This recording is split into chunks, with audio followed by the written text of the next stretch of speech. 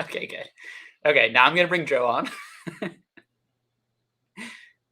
Joe, how's it going? Hey, how's it going? I can hear you. Excellent. So sorry Great. about that. Nah, it's all good. Thank you so much for coming on. So what's on your mind? So pretty much I am actually going to talk about the topic at hand. So just to give a little backstory for people to understand my perspective, Mm, um, I actually got into the hobby when the Logan Paul boom happened, mm, and so pretty much my opinion on this is that it doesn't take anything away from the hobby. I mean, I guess it could take something away if you can't access certain cards, mm, but I think that it actually adds a whole new dimension to the hobby that makes it a lot more interesting.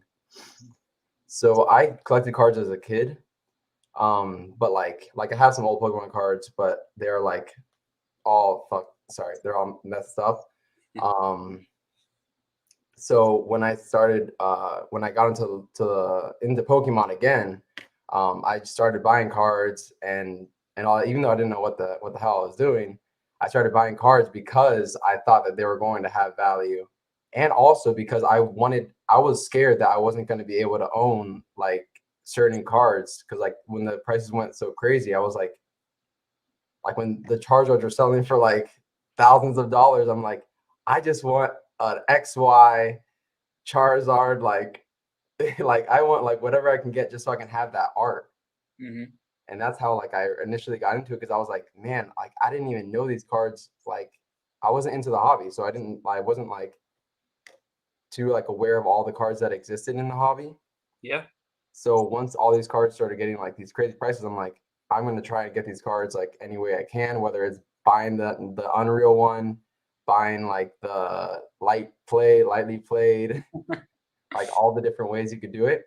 But like I wonder, like for me personally, and Mhm. this is not for speaking for anyone else or like saying anything about the hobby in general. Yeah. I wonder if I would still be collecting if the cards had no value at all. Mm, I think for me, the financial aspect of it is like it makes it so much funner because mm, knowing that like I have like a shadowless Nido King right here. mhm. Like it's just so much cooler the fact that it's shadowless and that I know that it's actually like valuable Yeah. and knowing that there's only like so many out there that makes it a little more special the fact that I own it. Yeah. Do you have Yeah. any thoughts? Well, one thing I think is interesting is that I think there's a difference between appreciating and enjoying that the card has value and then needing to make a profit on it. And I think that that's a distinction that's, like, really important because I think so many people feel exactly the same way you do, just like me, but I actually don't need to make a profit. Now, losing a lot on it or, like, being unable to ever sell it or it becoming a lot less valuable wouldn't feel that good, but I don't need it to, like, stonk for me to, like, really appreciate it. So, like, the rarity of it and then the value or the price or that other people covet it, I really like that stuff, but I don't necessarily need it to go up a lot. How do you feel about that distinction? Like, does that feel true for you? That's like spot on. Like when I first started buying cards, I wasn't buying them to sell them. Mhm. I wasn't like trying to become a flipper. I actually just I wanted to own all of base set, which I did. Yeah. Um and like I wasn't planning on selling them. I just wanted to have a full copy of base set in a decent enough condition that I'd be able to appreciate the art. And if it went up in it was a long-term speculation for me. I was thinking like one day Mm. maybe they would be like worth more than what I bought them for. And I think that's cool. Like I think that's great. Yeah. But that's not like why I bought them. I bought them because I wanted to own them. Yep. And see, but it kind of goes together because I bought them because I want to own them, and I know other people want to own them. So obviously, if everyone wants to own them, or if a good amount of people want to own them, then eventually they are going to also go up in value. Yeah. So it's I kind of think funny. yeah, I think, you articulated right exactly And I think it's why sort of collector-driven markets are a thing, and it's why there's a little bit of a strange thing of, like, these things wouldn't be expensive if if we were, like, mostly collectors or all collectors, the market can't go up. Like, there's a this is sort of a false idea in my opinion, because it's only, like, the speculators and the flippers flipping to flippers that make things go up, and in my mind, like, that's the stuff that creates bubbles and mania. But, like, healthy thriving markets can go up over time by just being really fun. Like, it's really fun to collect these cards. It's extremely fun to own them. There's only so many around. It's really fun hanging out and having this conversation right now and, like, being a part of these channels and communities, and, like, it's all a very, like, enriching hobby experience where you can, like, potentially maybe make some money, or it can be like a side hustle thing maybe if you want, or you can just collect some cool items that you could, if you did ever sort of get bored of them, or you needed some money or whatever, they could also be like a store of value, that type of thing. And I really think that the majority of people, even during the boom, I think, had that mindset, and that it was sort of a small, loud minority of kind of like flipper culture, that was like, I mean, even people who are, flippers sometimes get a bad word, but even people who have like businesses who are constantly selling and repeating. And Dan, I know you said you probably can't get on tonight, but I do think it'd be interesting to hear your perspective on this, or Nick, or anyone who's like, full-time business with it. But like, do you resonate with Joe and I, like, in terms of how we really are collectors? Or do you feel like you've lost that because you're constantly selling? I think it's one thing, Joe, interestingly, why I was never so super drawn to, like, that sort of flipping thing, because the joy for me is the collecting and the long-term holding and the appreciating things over a long period of time, and the having. Like, that's the joy for me. Um, what do you? How about for you? Like, so you've been in the hobby now. How long has it been since? So almost 2 years, right? Yeah, Since that, yeah, like 2 years that's since crazy. October or so. Yeah. Yeah. So I really like the idea that like is not shadowless, but this is, I really like the fact it's just a normal basic unlimited nine tails. Um, I just like the fact Card that is awesome. Like, yeah, yeah, like I've it's seen fucking awesome. a million of them, and I could see a million more. Like, Yeah, like I love owning this. Like, um, and if I had a first edition one, I'd probably like it even more. But um, what I like about it is that it's a store of value. So it's kind of like I think it's so cool that a card can be like a store of value. Like, and I like it's a store of value for multiple reasons. Not only because it has value to other people, but also because it has value to me. So like the value of a card, I think is actually derived from that, from people actually wanting it, not just because if we were all flipping and dipping it, like it would eventually go to zero mhm. because there would be no one to actually like want to hold it. So like I think when you first started speaking, you were spot on when you were saying um, how like all of this is mostly Pokemon is mostly a collector driven hobby, and that's probably why it's done so well. Um, but yeah, I just love the fact that like cards can be a store of value, and like if you can own it and it not be a financial. What's important is that it's not a financial liability, because like all I want my cards to do is store their value or go up. Obviously, if my cards are going down in value, like no one likes that. No one likes for their cards to go down in value. So like I want to buy things that I can appreciate, and I want to buy things that will go up long term, because or that will not lose value Yeah. at least, because it feels terrible to do things. When I first started, I bought some bad cards uh, that I didn't know what I was doing. I paid a little too much for them, but like it wasn't anything like crazy. Like don't worry about me. I'm completely fine. Good. We're glad. Yeah. It wasn't anything crazy like that. And And actually, a few cards. unfortunately, a lot of those people are gone now, or some of those people are gone because they had such a negative experience that it just sort of took them out. Just made them not enjoy it. Where I'm glad you sort of weathered the weathered that period or whatnot. Yeah, I got pretty. I would say lucky that, but like I kind of did my research like a good amount before buying cards, so I guess I wouldn't call it too much luck. But Hmm. also, like a few cards that I bought made up for some of the other cards that I bought. You know what I mean. Hmm. So that was good. Um, but yeah, I just think it's super cool the fact that like we can buy these cards, collect these cards, and that they actually hold value and could even increase in value. Like it makes it much more fun to be an owner of that card, and you can Hmm. be more proud about it. Because like if someone asks you like, "Why do you own this card?" You can just say like, "Yeah, I like this card," but you can also say like, "There's only so many of these." I really like the rarity of Yeah, cards, me and too. I love the art. I'm also honestly a big art collector as Hmm. well.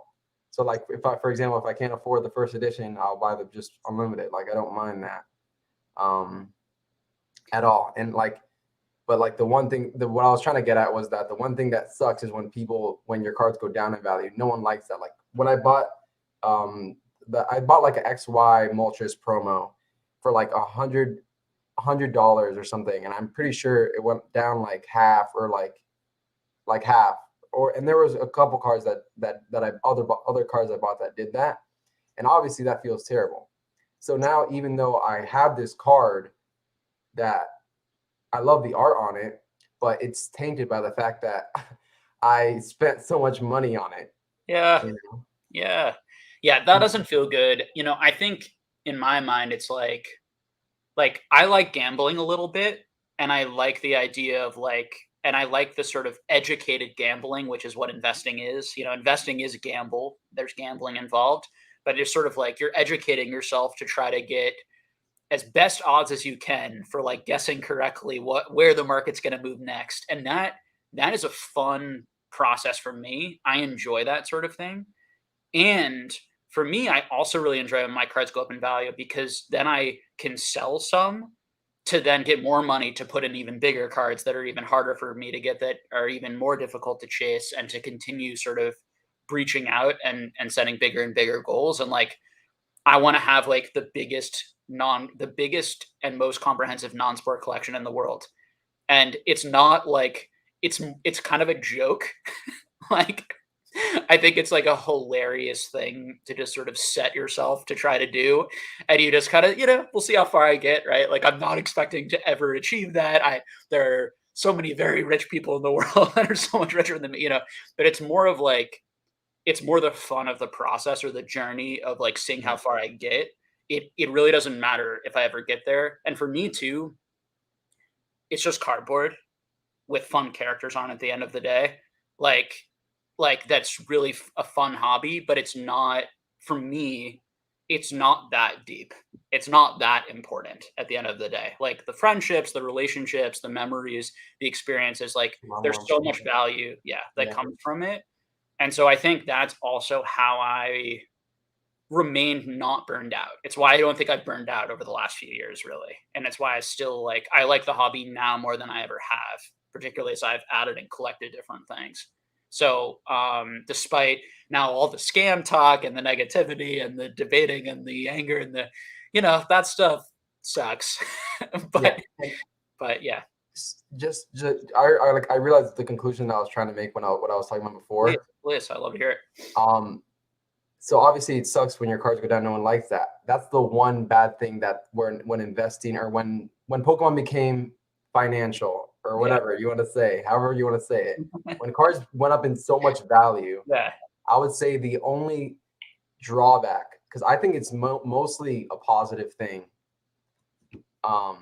But the only drawback is that if someone is unaware, doesn't have enough information, for whatever reason, is just ignorant and spends too much money, obviously they can have a negative experience, and it could get them out of the hobby or just leave them with a sour taste in their mouth. And that's really the only like drawback that I see from cards like being so valuable. Yeah. Yeah. I think that, yeah, But as it's, long as like, sorry, yeah. I'm No, I'm no, not good at talking on stream because I'm used to like No, interrupting and please, shit. please interrupt me. Like go for it. People Uh, here enough for me. I'd love to hear anything you have to say.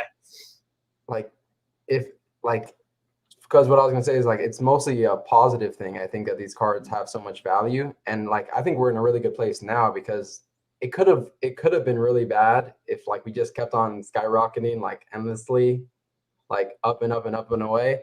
Then I think it could have been a bad situation. But the fact that we actually came down, which obviously sucks for the people who are unaware and like didn't have enough information or were just speculating too much, or like opening new credit cards and like thinking like everything, whatever. You know what Yeah. I mean? I Like, think there's a balance to having all of this, and I think there's like a way to be realistic about like how much money you can make, both in flipping and in investing, and a lot of that is going to have to do with the amount of effort and work and studying and engagement in the market. Like you can definitely be more successful. I'm a believer that you'll be much more successful as an investor if you know all of the price history and the pop reports and you study trends and you're super engaged if you really enjoy that. But there's also like you have to be realistic that like there's going to be a lot of luck involved in my view, and there's a lot of risk involved because these are not these are dependent on demand at the end of the day, and that demand comes from like our enjoyment and how fun it is. Not It's not food and water. The demand doesn't come from like physiological and biological based needs, so so thank you so much for coming on. Really appreciate it. I'm gonna grab our next guest just because I promised people that I would do my best to give as many people as possible a chance of coming on. But really great talking to you. Really appreciate you starting the night off, and feel free to jump back on this one if no one's in the queue or a future live for sure. for sure. Thanks for having me. Really appreciate it. Take care, man. Bye. Bye. All right. What a great first guest. Thank you, Joe, so much for kicking us off. All right, so we got Northwoods Tcg up next, and then Nick, you will be after that. Okay. Hey there. How's it going, Jake? Good to see you. How you doing tonight? Pretty good. Just sitting here doing research on different cards right now. The research grind. Yeah, I know. Benefits of having a YouTube channel, right? Grinding your life away. But listening to Joe, you had their perspective there, and I am going to continue this kind of conversation when it comes down to, as you know, I do both kind of the side hustle, side job of doing the invest and selling and, buying and selling part, and then also do the collecting thing. And it doesn't really affect my collecting, doing it. And the reason I say that is because like really break it down and box it off to, I like these certain items and I'm shooting for these items to purchase them, of course, and I love to have them. And my collection is my collection. It's not for, personally, it's not for sale. And like you said, the value of it, I really don't even know the value of my collection. If I were to go through, honestly, I could probably guess, but I would have no idea, like dollar for dollar, what the value of my collection is. It doesn't really affect that. Now, when it comes back to what I'm selling and trading and moving, then yes, I do know all the numbers. And yeah, sometimes it can feel kind of tedious in some of those things that just you buy something on a speculatory fashion, thinking that something's going to go up or something's going to do well, and then it doesn't move or it actually goes backwards, because the one thing you can never plan on is how Pokemon's going to print it, or, how many times we're going to see it come back. Sometimes you miss something in it that you think will be really popular and it's not. I mean, that's just the game we play when you're doing that. But, overall, when it comes down to the collecting, does it really ruin it for me as a doing both sides of things? No. I break it off so much that I have my items. I love my items. My Flareon collection now, great opportunities to start expanding on that finally, because now they're becoming affordable again, now that things are starting to kind of slow down and find its stabilization pace. We're starting to see things kind of just flatten out where you could sit there and pick and choose and really work at things. Mm-hmm. So overall, there is tedious parts to the hobby if you're in it. and there is the parts that you enjoy. And I can't speak for everyone that does this on my side of things, but I definitely, for me, I love my collection. I'm never giving it up. Doesn't matter if it went to 0, I'd still keep every card that I have in it. And that's just my feelings on it. What do you find like brings you joy in the hobby, and then what do you find as tedious aspects of it for you? And it Tedious, changes from time to time.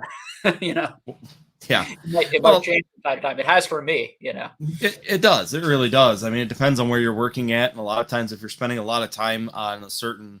So, for example, for right now, for me, modern has become very tedious because there's so much fluctuation. There's so many changes. You know, this set is hot now, and then we don't get reprints, and then year down the road we get a big reprint of it, but nobody's interested in it anymore. So you're just constantly trying to pick and choose your battles in that. But I still find a lot of enjoyment in going back, especially the eras that I missed, because I went till 2006 and then came back in 19. So there's a lot of cards and a lot of art inside of there that I really do enjoy. There's a lot of different places to look at, you know, and really look at expanding my collection or trying to fill in, like I said, the Flareon collection, because I'm a big Flareon fan. I've been trying to continually build my PSA collection, even if they're CGC now, and then eventually maybe roll them over, you know. And there's always that part of it that I find enjoyable. That's where I find comfort in relaxing, checking out those cards, you know, being on PWCC and Heritage Auction and eBay, trying to pick these up at reasonable pricing, and doing my research on what is reasonable pricing on some of these cards. I mean, there's a lot of cards out there that, you know, with all the hype and FOMO and everything in the modern, people, I still feel that a good portion of the Pokemon hobby, I mean, the people that are probably watching this have gone back several times and probably gone and scoured these things, but I feel that there's a majority of the hobby that's still stuck in modern, and they have not gone back and seen all of these different artworks and everything that's changed through the hobby. I mean, it was incredible the change from leaving in 06 and coming back in 2019. What has happened with the artwork, the cards, and the playability of these sets? There's just so much to explore and discover and re-engage, and for me, part of that is outside of Pokemon as well, which I know I talk about somewhat, even though this is mostly a Pokemon channel. But within Pokemon, I find myself, you know, continuing to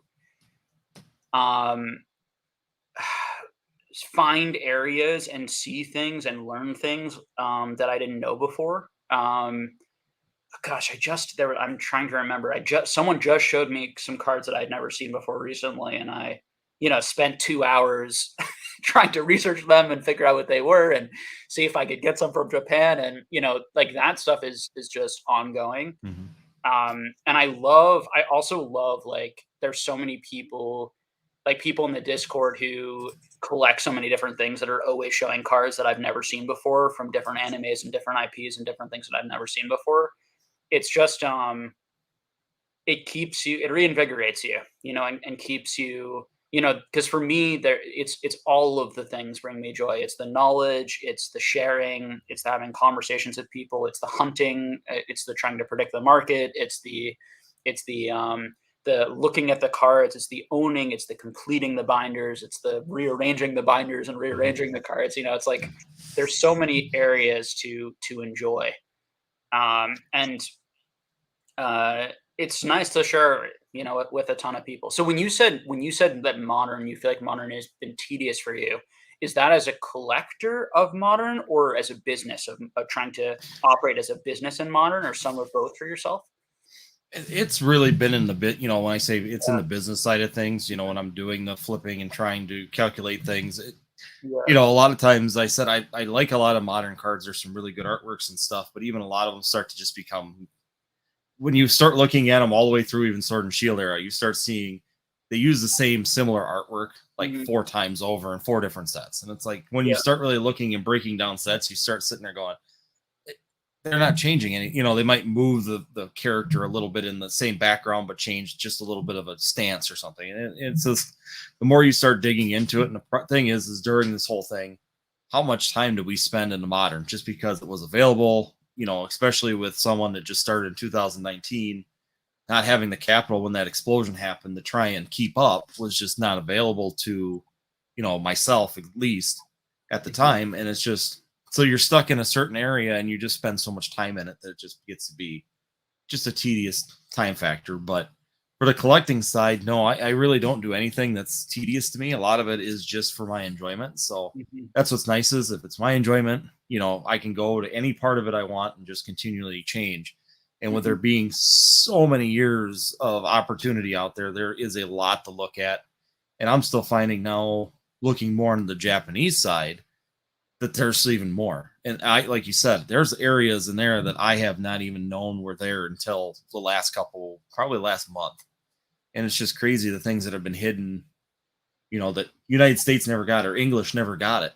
But Japan's been holding these promos and these releases and these things that they've been having back that we just haven't seen. And it's just really cool to see that kind of stuff. And then the other one that I've been having fun with, my buddy brought out, was Garbage Pail Kids. We've been looking at them again, so it's just a little fun side. I remember having them as a kid, so we've been kind of searching for them out just to see what's going on in that IP. So my dream is going to nationals for non-sports cards. Is going to huge card shows where you can walk around and you can see every IP that you can imagine. Yeah. Tons of different cool cards. You can go there and you can talk to all of the dealers and all the people, and they'll all have interesting stories and experiences and be able to tell you about stuff, and you can just kind of immerse yourself in all that. And I do want to do the museum in a similar sort of sense, to kind of provide a place that would have those types of things. And I'm bullish that this stuff is really fun, and that as people go back outside after the pandemic, obviously that's been, it's still happening, but many people have returned back to these other types of hobbies and are busier. But I still think there's going to be a place for a lot of people who were here and in the future, to interact in this hobby in a fun way for them. Like, you absolutely do not need to be like super deep and super engaged and thinking about this all the time. Like, you absolutely can be if you love it too. There's no shame in that. But but even there, I hope there are more and more fun ways for people, touch points where people can go to these cool places and talk to people who are passionate and interested and caring and really care about them and want them to have a good time. That's sort of my like long-term dream, for the hobby. It's also why I'm so big on LGSs as being, and owners of stores and places providing some of that for sort of like local communities, and why we're hopefully working on like starting to come up with some like trade nights for like the Boston area, just getting people together, connecting people in community. And I so encourage like everyone out there to start YouTube channels, to start Discords, to start, these types of things. Cause I think it's just great, and it'll make it so much more fun for everyone. The more stuff we have is my opinion. And you're absolutely right. I mean, that's the biggest thing is for the hobby is that there's more variety, more channels, more things being discussed, more things happening, even like your channel, all the other channels that are doing these kind of lives, discussions. It's great because you're getting the engagement of the people too, that if you're in the hobby too, it can give you new directions, because we all are looking at different areas. I mean, you're not looking at the same place that Dan is looking, that I'm looking, that Retro's looking. We're all looking in different areas. And when we're doing channels and videos and discussing what we're looking at, it gives people multiple directions, and it gives them maybe something to look at that they never even thought of. If you start really digging into a set like Diamond and Pearl or EX era stuff, and once again, it's kind of like that lull area in Pokemon, but someone sees some of the artwork that you're bringing up because you're saying, hey, these are some really good undervalued cards that are hiding in this era and are great for your binder and great for your collections and look really good. Then other people start going there, not to, a lot of people would say you're shilling the hobby. Well, no, I'm not. I'm trying to give people on my end a direction and some place to look for something new. And it keeps people engaged and excited about the hobby and about any, and that's not just Pokemon. That works for any of the IPs out there right now, Magic, any of Yu-Gi-Oh, any of them. Yeah. And I think that people are, over time, you'll be able to sort of see who's more driven by just increasing sort of their own money and their own value, and versus people who care about that stuff because they have to support their families to some extent, but they care so much about um, community and building and experience, I think is the word I want to use. Like they care, like I care, like the joy of me of like going to looking forward to Denver and hanging out with like 30 guys, you know, and ladies from like the Discord or 40 or whatever, and also just from like this community and just being able to like that experience is like has been worth all of the frustration and the effort and the difficulty of like trying to come up with stuff and the content that I've been putting out for 2.5 years, you know, 2 years. Like those are the things that make it worth it, not my card going up $1,000. you know, that is that's something that is interesting and I'm managing all of the time because I'm also a private collector. Like if everyone quit or like I had no friends and no one was interested in talking to me anymore, I would still be collecting and I would still be like doing my financial market moves to try and get the biggest collection I can because that's a personal fun sort of like a challenge that I've challenged myself with. But yeah, it's all really good. So I do want to bring the next person on. Any last minute No, go ahead. thing? No, I agree with you on that. We could stop doing YouTube video. Pokemon could lose all interest, and I would not change my collection whatsoever. Yeah. It's mine. I love it. It's from when I was a kid, and I've just continued to build on it. So, yeah, absolutely, and well said. I appreciate you, and I appreciate your channel and the continued work you do there. Every person's channel who like works hard and puts their blood, sweat, and tears and stuff. You know, particularly for all of us who, you know, it's not an explosion of views and an explosion of revenue and these types of things. Like we do it because we care, right? So it's really important to appreciate channels like yours and honestly, I mean, I really do think it's like it's huge, like the few 100,000, you know, tens of thousands of people that we've come in touch with and talked to, like it's really important and it's a really good deed for the hobby, like, you know, and I think it's just important for us to acknowledge each other and to appreciate sort of the efforts and work and that goes for content creators, but it also goes for people hanging out in chat. It goes for people saying encouraging things on Discord and Instagram and also going to shows and the people putting on the shows and the companies involved. You know, there's just a lot of people who care. So yeah, and people just don't. A lot of people don't understand the amount of work that goes into putting on those shows too. They appreciate the people that are actually doing the work to set those up. It's extraordinary. I mean, we do a small event here, and I know the amount of work that just goes into doing a small event, let alone a whole convention center full. It's just crazy the amount of work and coordination you need to do that. So once again, it's just appreciating everybody that's around you and who's setting these things up, and it'll go a long ways for that. Yeah. Thank you, sir. Good to talk to you tonight. All right. Thanks, Jake. Take care. All right, next up, I'm bringing on Nick. All right, Nick. Hi there. Hey, how's it going? Good, man. Thanks for coming on tonight. Yeah, just kind of relaxing. I usually tune into the streams when I'm like off work, and I'm just, I usually do Pokemon and like other TCG stuff. Nice. In my off time, so yeah, just figured I'd hop on because I don't know. It's kind of it's neat to be able to like connect and talk with someone you watch a lot of. So that's the goal, man. And I think it's neat for every person here, including myself, to just see new faces and hear from new people because it makes it a lot more real. Sometimes it's like if I'm just seeing names in the chat, it's like I know these are real human beings out there. Yeah, actually being able to like talk to a real person and see them makes it that much better. So what's what's on your mind on this topic? I don't know.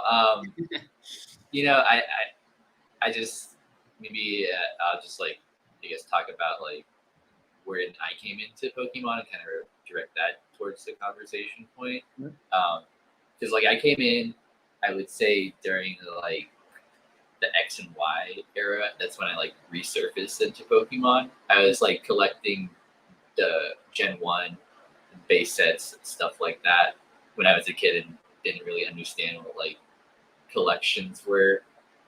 They're nicely kept in binders, but now they're the 3-ring ones, so they're kind of smushed up a bit.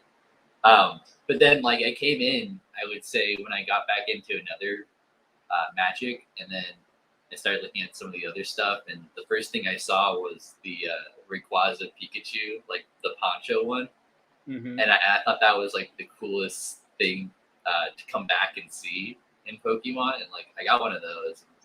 I think that's when I started like dipping my toes in more and more and finding all this stuff out. Recently, I've been going back towards like some of the earlier eras, like pre X and Y. Like I really am kind of interested in like the black and white eras, like the shiny cards that you can get, Mm-hmm. like the Execute one. I don't know. There's just something about them that I think with the gold border Mm-hmm. that I just kind of. It's a little more unique and it pops more than some of the other cards I think that have come out. Mm-hmm. Do you have any like thoughts on like the black and white era of like cards in general? I'd kind of like to hear maybe that. If you have anything. Yeah, I agree with you. I think I really like those cards. Cool shinies of Pokemon that we don't always see as shinies or haven't seen as shinies before that time. And I do really like the gold border. I think it really pops. I mean, I really like the Empoleon, the Charizard, the Blastoise. I really like the Garchomp has a really cool card that I really like. Yeah, that's a good one. Beautiful. Yeah. And the Executor is really cool. It's It's just kind of a random one. It's just like a bunch of shiny green eggs. You're like, Yeah. okay, cool. Yeah. Or not the Executor, Execute. Execute, yeah. Excuse me. Yeah, for whatever reason, they gave that one the slot. I love it. Yeah. I think some people I know hate on that card. I love that card. So, it's a cool unique thing. I also love the baby shinies. The reverse hollow shinies from like the Diamond and Pearl era. I'm not sure if you know those, but I like them in Japanese. I'm not a huge fan of the reverse hollow pattern in English for those Diamond and Pearl sets, but I really like the star hollow pattern that they did on the Japanese. I don't know if you're familiar with them. No, I didn't know there was a difference between the reverses there. Yeah, go check familiar with them though. You might like those. Those are, speaking of middle era, I link a lot of those things together, and big fan of both of those things. And I think that there's stuff that I don't think that there's a ton of collectors looking at that.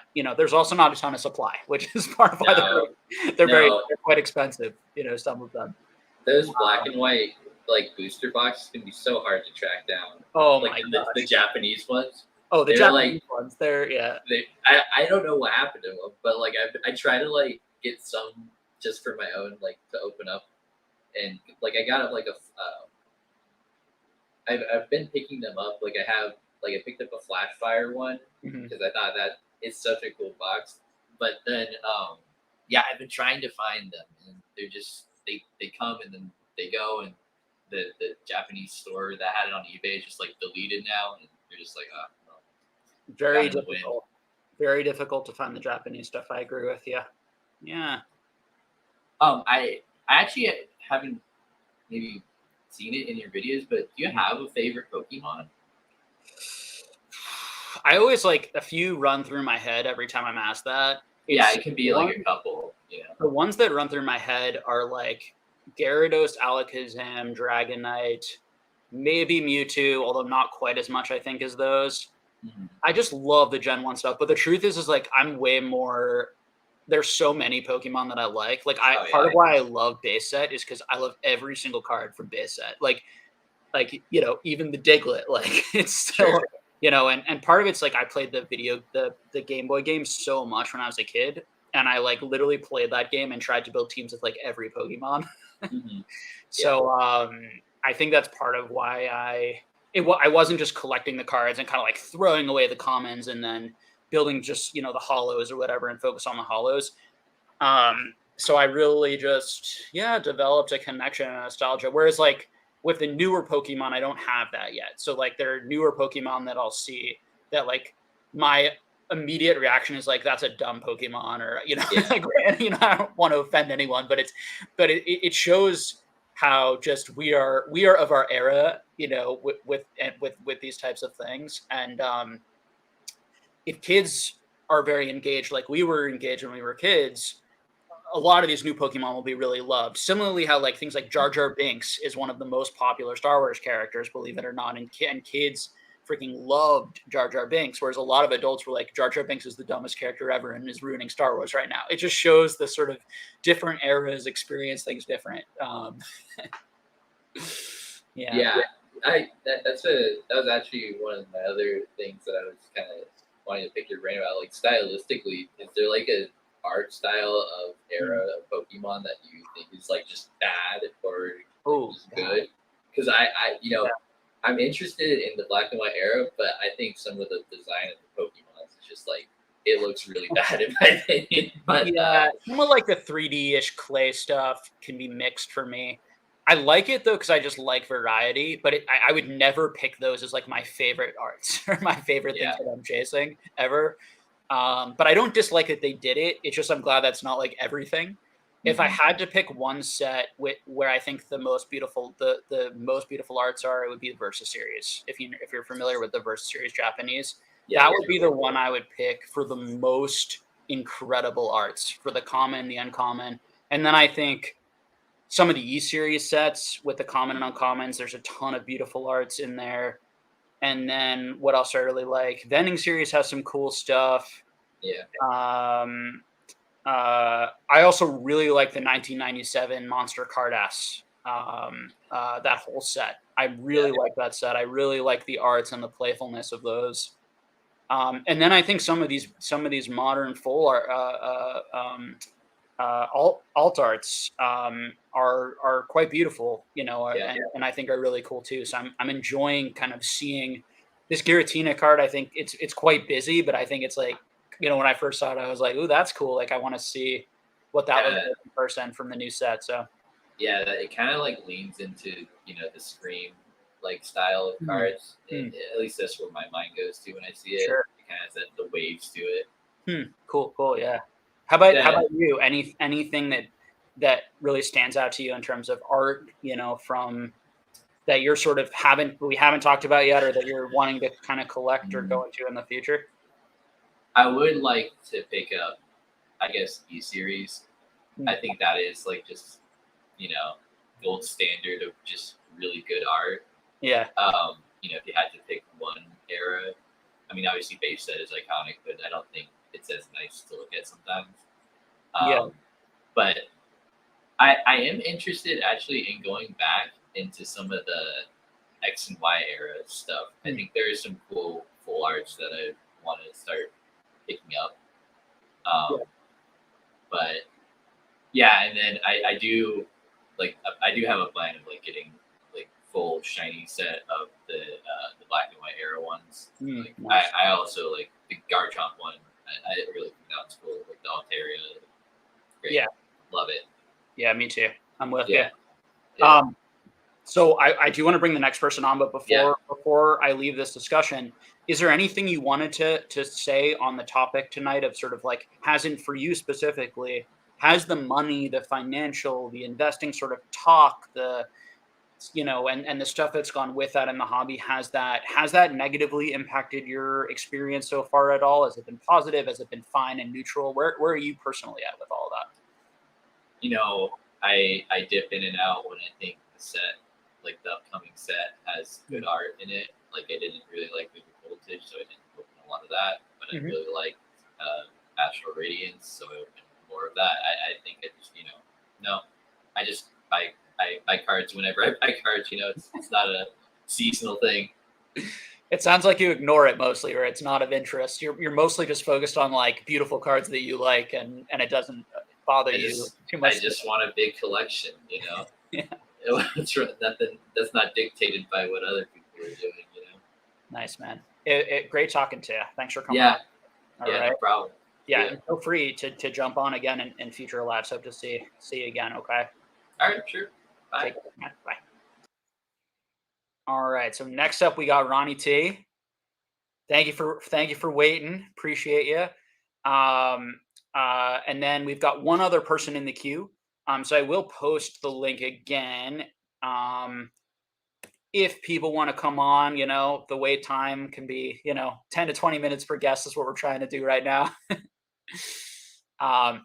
Okay, now we got 3 in line. All right, bring on Ronnie T here. Hi. Hello, can you hear me? I can. Oh, okay, I can hear. It's totally live. So hey, how's it going, man? Big fan. Been watching you for a little while now. A little bit about myself. Kind of got into the TCG back in like 2018, 2019. Yeah. I was watching a lot of Max Mofo ripping packs and like eating them and stuff like that. So I was like, hey man, I want to get into this a little bit. So me and my girlfriend, we bought some cards and it's probably Lost Thunder, I think is where it was. And yeah, we had a ton of fun opening it back then and made some YouTube videos. And I don't know, it was just kind of a good time. And then I kind of probably toward the tail end of Sun and Moon kind of fell off a little bit and kind of stood in the background. And then, well, I mean, on and off, but I was collecting here and there. But also not like looking at it in the lens that we kind of see it today, with what's going on out there.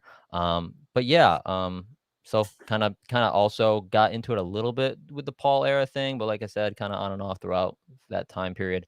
But yeah, so I just wanted to talk about a couple things that I guess are kind of slightly off the topic of today, but Sure. I was just curious, like how do you go about like finding collections? Like what is your mindset on that kind of thing? Like do you like I like to think that like eBay is almost not a great place to look because everything is so priced in and things seem like they're super you know, almost like everyone kind of knows what they're doing now, and anyone can look up a price of a lot and kind of get most of their money and not necessarily find, something that's worthwhile. Like, do you look at, garage sales or flea markets, or I mean, how do you approach and how do you kind of factor in prices that make sense for you? So for the last like 6 to 8 months, most of the collection buys I've been buying have not been in Pokemon. Okay, Uh, fair. and to go to your exact point, like I do think that often the collections that come up on eBay are fairly optimized and people are still paying fairly good amounts. I'm sure that there are auctions though that there is good value and it's probably still worth engaging, particularly now.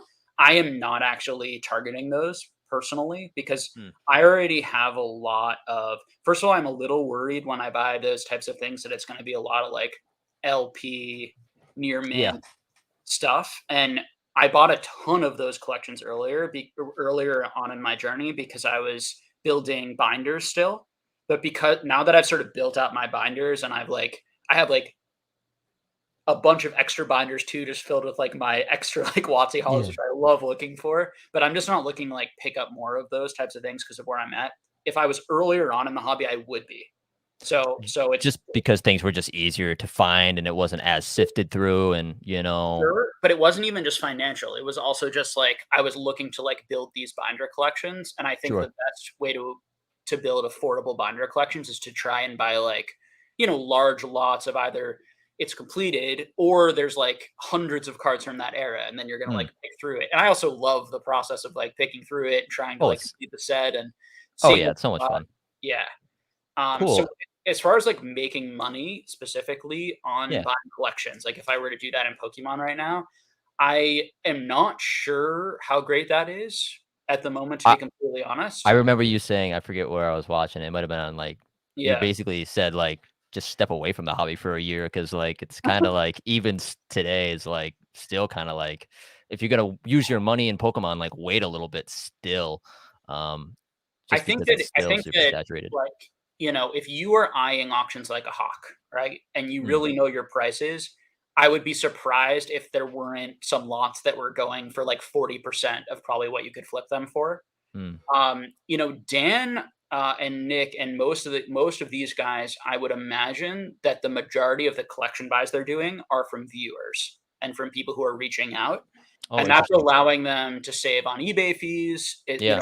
The seller who's selling to them, and they can usually get like a really good deal or a better deal than just throwing it up Mm, on eBay because there's also like the trust factor and there's usually it's people who are reaching out because they really like Dan, they really like Yeah. Nick, and they can kind of find like a mutual number. I even sold like a few thousand cards to Nick because and at Just about old school. Nick old Yeah. school at about 70% sort of their value, which felt really fair to me, for example. And it required so much work breaking down those singles and selling them, and I just didn't have the time, and I was focused on other things, and so I even sold some stuff to him, and now he's kind of breaking down that lot and trying to make the full amount of money, but it takes a long time and a lot of work. A lot of So legwork, right? it depends on sort of what you want to do, right? If you want to flip singles and sell singles, I would assume that there's still decent opportunity there. I'm not sure what the opportunity would be for like big flips on like grading right now. Now as grading becomes cheaper, more of those opportunities might come back where you can buy like lots, and you might be able to find, a few hundred cards worth grading that you can make decent amount of money on. I do think Japanese is usually where I still find some of the more minty stuff. Yeah. When I do look. They're better. Like they're Yeah. tougher, Yeah, It they seems lack. like. Yeah, they're tougher. They don't show the edge wear as much. Like there's certain things about them that seems to have kept them in better condition. Yeah, like all my Japanese yeah. cards from when I was a kid are just like 10 times better than my English. I don't know, just the transfer. They just, like you said, I mean, Yeah. they're so much more bulletproof. Quality wise, it feels like. So in Pokemon, the biggest collection, or the large lots that I flipped some things or made some profit on, were actually from Heritage, and they were actually all graded cards already. So I actually was buying like a whole set that had already been graded. It wasn't on like buying large single lots, but I have made quite a bit of money on buying single lots of Star Wars and single lots of some Lord of the Rings and single lots of Disney and Batman and Superman. So I've applied all the things that I did in Pokemon to some of those markets, which I thought had more room to kind of grow and were less optimized. Yeah. So what drew you to those other TCG? Not to change the subject into a non-TCG Pokemon thing, but like, is it just you kind of saw similar? You're seeing similar patterns that you saw in Pokemon, and you were thinking just like I mean, I love Star Wars, and Disney's like a monstrous IP, but like Pokemon cards were like kind of like such a a cultural thing, way back when. But I don't know if I see the same things with maybe it's not to scale, right? You're not trying to like say that these other TCGs are going to be nearly to this scale that Pokemon is, but is that kind of the thought process though? And it's like that these TCGs are so short printed so that you need so much less demand. So you're absolutely right, and it's part of why like demand's super hard to predict. Your thought process is exactly my thought process.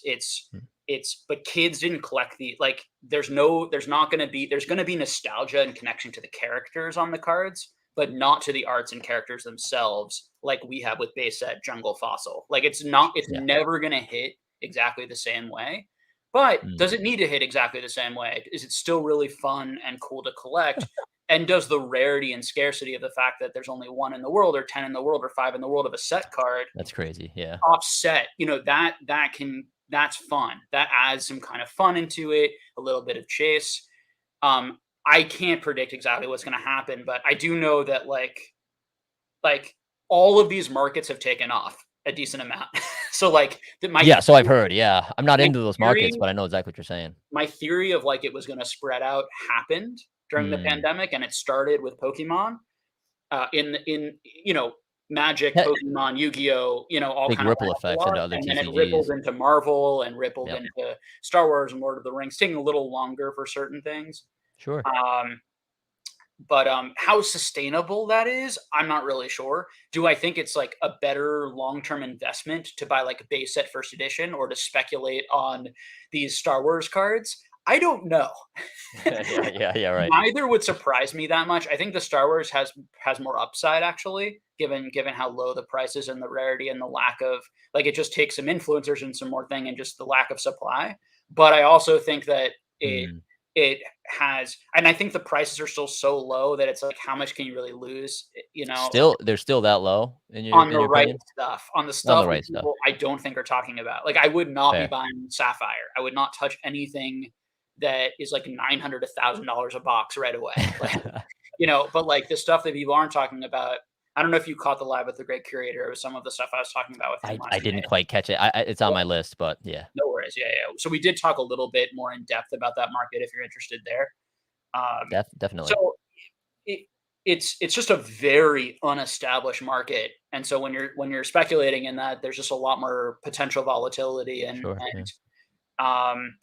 but at the end of the day, a big reason I'm going into Star Wars is because I already have and met a lot of my goals in Pokemon. If I hadn't done that, I would be more in Pokemon right now, and I'd be focusing on that, just to be honest, because it makes a lot of sense. Pokemon is the thing I like the best. It's the thing I have the strongest hit and connection to, but I also like collecting sort of everything. And so that's why I'm doing a lot of these other things. So I think for a lot of people who've only been here a year or 2 years, they're probably not nearly as far into their collection goals in Pokemon than they want to right.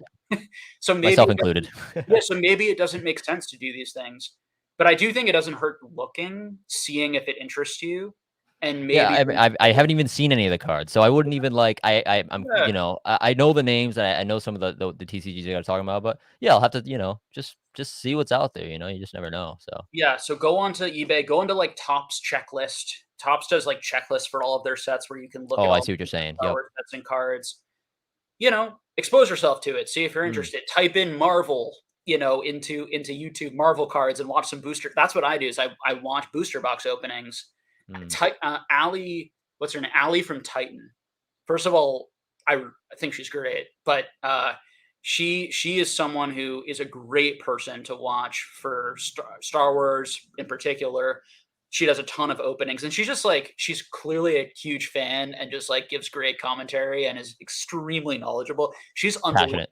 She'll like look at the corner of a card and tell you exactly the character, and these sets have 120 different characters, and she knows it so well, the art so well, that she That's knows crazy. exactly who it is. Yeah, I don't know how she does it. It's a skill in of itself. Yeah. Anything else tonight? I mean, I can save it for a different live. I don't want to hold up anybody. Why don't we do one more? Yeah. Topic or sure. I won't. We don't have to get crazy in depth on it. What about like? I always kind of like how you would diversify your stock portfolio. How do you feel about diversifying across Pokemon, as just a way to kind of keep yourself safe in other places? Like, just in general, like I know that some people are super hardcore into vintage, and they're like, vintage is like, don't bother with this newer stuff. And some people are like, there's a lot of hype and a lot of enjoyment in the modern stuff. And then you got a lot of stuff in between, which I think is probably getting a little bit less love. I mean, how do you feel about diversifying across a lot of those different eras, I guess you will, versus just hyper focusing on just modern or, semi-modern, whatever you want to call it. Sure. Stuff like that. So just speaking broadly about investing, like this is something that people say a lot, right? It's smart to be diversified. And in reality, there are actually two schools of thought on this. That's taken as sort of like a given, but it's actually not necessarily true. Because you can be diversified in a lot of bad things, and diversification can take you away from what your expertise is and what you know the best and what you can actually do the best in. So like really successful investors like Warren Buffett will say a little bit of diversification or some diversification to mitigate risk, because when you're, just as you said, when you're all in one thing, you're whatever all your eggs are in one basket, kind of deal, happen, right? But if you're all in the thing you know the most about and you have the highest faith in, there's some rationality in that, rather than spreading yourself into less good things. Now, I think the ideal is spreading yourself into a lot of good things. Yeah. Okay. Fair enough. Yeah. Fair enough. Right. Find them, right? And do some of both. But Warren Buffett will say, like, if you can have 3 or 4 to 5 good ideas in your life, and you can identify 7 different companies or different assets or different sorts of things, and put all of your money and your time and your energy into that, you'll probably do a lot better than if you spread yourself out too thin and try to learn everything. Now, I probably would make more money if I didn't spread, like I am spreading myself super thin across a ton of different things. I'm forgetting a lot of Pokemon stuff. Like like that Because you're involved in other things. If you had asked me a year ago, I could have told you every pop number. I could have told you every price. That's crazy. You could Yeah, have yeah, quoted yeah. That's me, crazy. and you could have said, how much is the random card from like Level X card or a card from like any middle generation or Watts or anything? And I studied and I was so engaged that I would have been able to tell you exactly what it is. Now the pop reports have changed. I'm not in that every day. And so I don't know them anymore. Now, do I think it matters? Probably not, particularly because I'm not like super buying all the time. But You're I not do think, right. but I do think that I knew the market even better then than I do now, the Pokemon Yeah. market. And even though I do these like 15-hour work presentations for like the Patreon, which helps me stay super into it, and I still think that I'm following it pretty closely. The more you spread yourself out into other TCGs and CCGs, or the more you spread yourself out from a certain area in Pokemon, to go to your specific question, the more you run the risk of dividing your attention, and then you're sort of an expert in nothing, and you're like a generalist in a number of areas. Sure. So, Yeah, so fair those enough. are the two schools of thoughts. Definitely. And Definitely. I think generally some balance, like with most things in life, like you want to find that sweet spot middle ground where you can become very effective in the things that you're doing, but you're also doing, you can add, I mean, this is even true for like, should I get a side hustle, right? The whole conversation of like, should I diversify my work and diversify my skills, or should I become just like the best at this one thing? And then I can Yeah. do the most for that, right? There's no answer to it. It's just more understanding both the reasons to do either, and then you kind of judging for yourself what like makes the most sense. Yeah. That's yeah. I mean, that makes a lot of sense. Yeah. Yeah. I appreciate it. And then just a really quick question. Are you still doing something out in the Northeast, like a meetup? Did I hear that you were thinking of doing something like that? How can I find out more about that? Because I'm actually from the Northeast. I Yeah. would love to get involved if that's a possibility, you know. Are you in the Discord or on Instagram at all? Do you have a Discord? Or is that the Patreon Discord? That's the Patreon Discord, and zero pressure to be in there. But like, just I do need to figure out ways to announce to as many people as possible. I will probably put some info in there. Maybe I'll make an Instagram post. Are you on Instagram? Yeah, I can follow Instagram. Honestly, I'll probably end up doing a little bit of both, but Instagram is probably a little easier for me at the moment. So yeah. Either or. You could post. I mean, even like sometimes like I see YouTubers do like community posts, just like to just their followers in general. Like I see random YouTubers do it, but yeah, I'm talking about. I also like how many of my people who watch this channel will care that I'm doing an event in the East Coast, and also like I don't want to make people jealous or people like feel like I wish I lived there. Fair enough. Even though me talking about it is going to do that anyway, so I don't know. I want to like figure out ways to target it, which is part of why like now that I know you, send me a message on Instagram directly. Sure. And if you send me a message directly on Instagram, I'll remember to let you know the details of specifically what's going on. So right now, Nick and I have a plan to start vending at the Best Flippin' Card Show, which is a monthly event. And then we are working and trying to come up with like trade nights and hopefully and connecting with some local game stores that maybe have some space where we can a bunch of people can meet. And I talked to Poke Knowledge wants to come because he's not too far away, and there's a number of other people who aren't too far away. So I'm sure we can get 15 people there. 20. Oh, that'd be awesome. Maybe even more. But I think it'll be sick. Awesome. I appreciate it. Your time and all your information, and I'll be looking forward to watching more and keeping in touch. Great meeting you. Great talking to you. Guys. Take it easy, guys. See ya. All right, thank you guys for waiting down there. Next up is Lord Pokesmoke. At least you guys, I know you guys can watch the stream while it's happening, so you're not just like sitting there waiting. Thank goodness that's a function of this, or else I'd feel so bad. But all right, I will grab Lord Pokesmoke, and then we got Daniel, and then Ancient Mew. All right. Hey there. Hey man, how's it going? Good, man. How you doing? Pretty good. Can't complain. Just nice Thursday night, having a claw and listening to you talk, sorting some cards. Nice. I'm like on this attempted diet right now, and I really wanted to drink a beer or something during this, but I'm trying to be good and just continue to drink water. But it's brutal. I missed it. Sure, it helps loosen it up a little bit. Helps the words flow. For sure. So what's What's on your mind tonight? What do you feel like talking about tonight? I don't know. I don't have anything in particular. I'm usually not around for your call-in show, so thought I'd jump on. I was just sorting some of my UFO metazoo after cracking a couple boxes. Yeah, man. No, I didn't have anything. You called me at. You have so the topic of tonight is sort of like this financial topic, but if you don't want to talk about that, we can talk about something in the market. We can talk about whatever you'd like to. Yeah, So, we can talk about that financial thing. Yeah, what was the title? Does the investing throw you off? The topic is, I think it was, does investing, either you're investing or seeing other people invest, or all the conversation about investment, the business, the market stuff, does that I put it in a very strong term. Does that ruin the hobby for you? YouTube strong terms, but Yeah, really, no. Yeah, does it negatively impact you at all, or does it cause burnout at all for you, or any of that sort of stuff? Not really. I mean, for me, it's not super investing. I found this a couple years ago, a few years ago again, and it's way more fun than it is investing for me. Obviously, I like looking at prices of the market and seeing what things are relative to others, finding deals that are better than others, trying to grab those. All a fun little game, but no, it's never really thrown me off of any of it. In my real career, do trading stuff. So I mean, the whole money thing, it's sort of, there's numbers anywhere, right?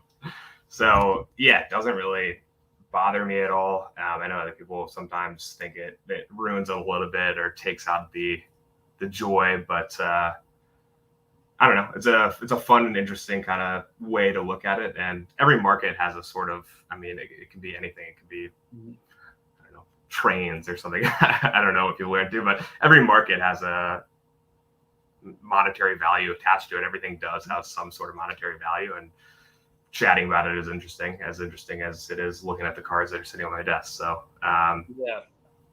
yeah. Does it ever burn you out at all?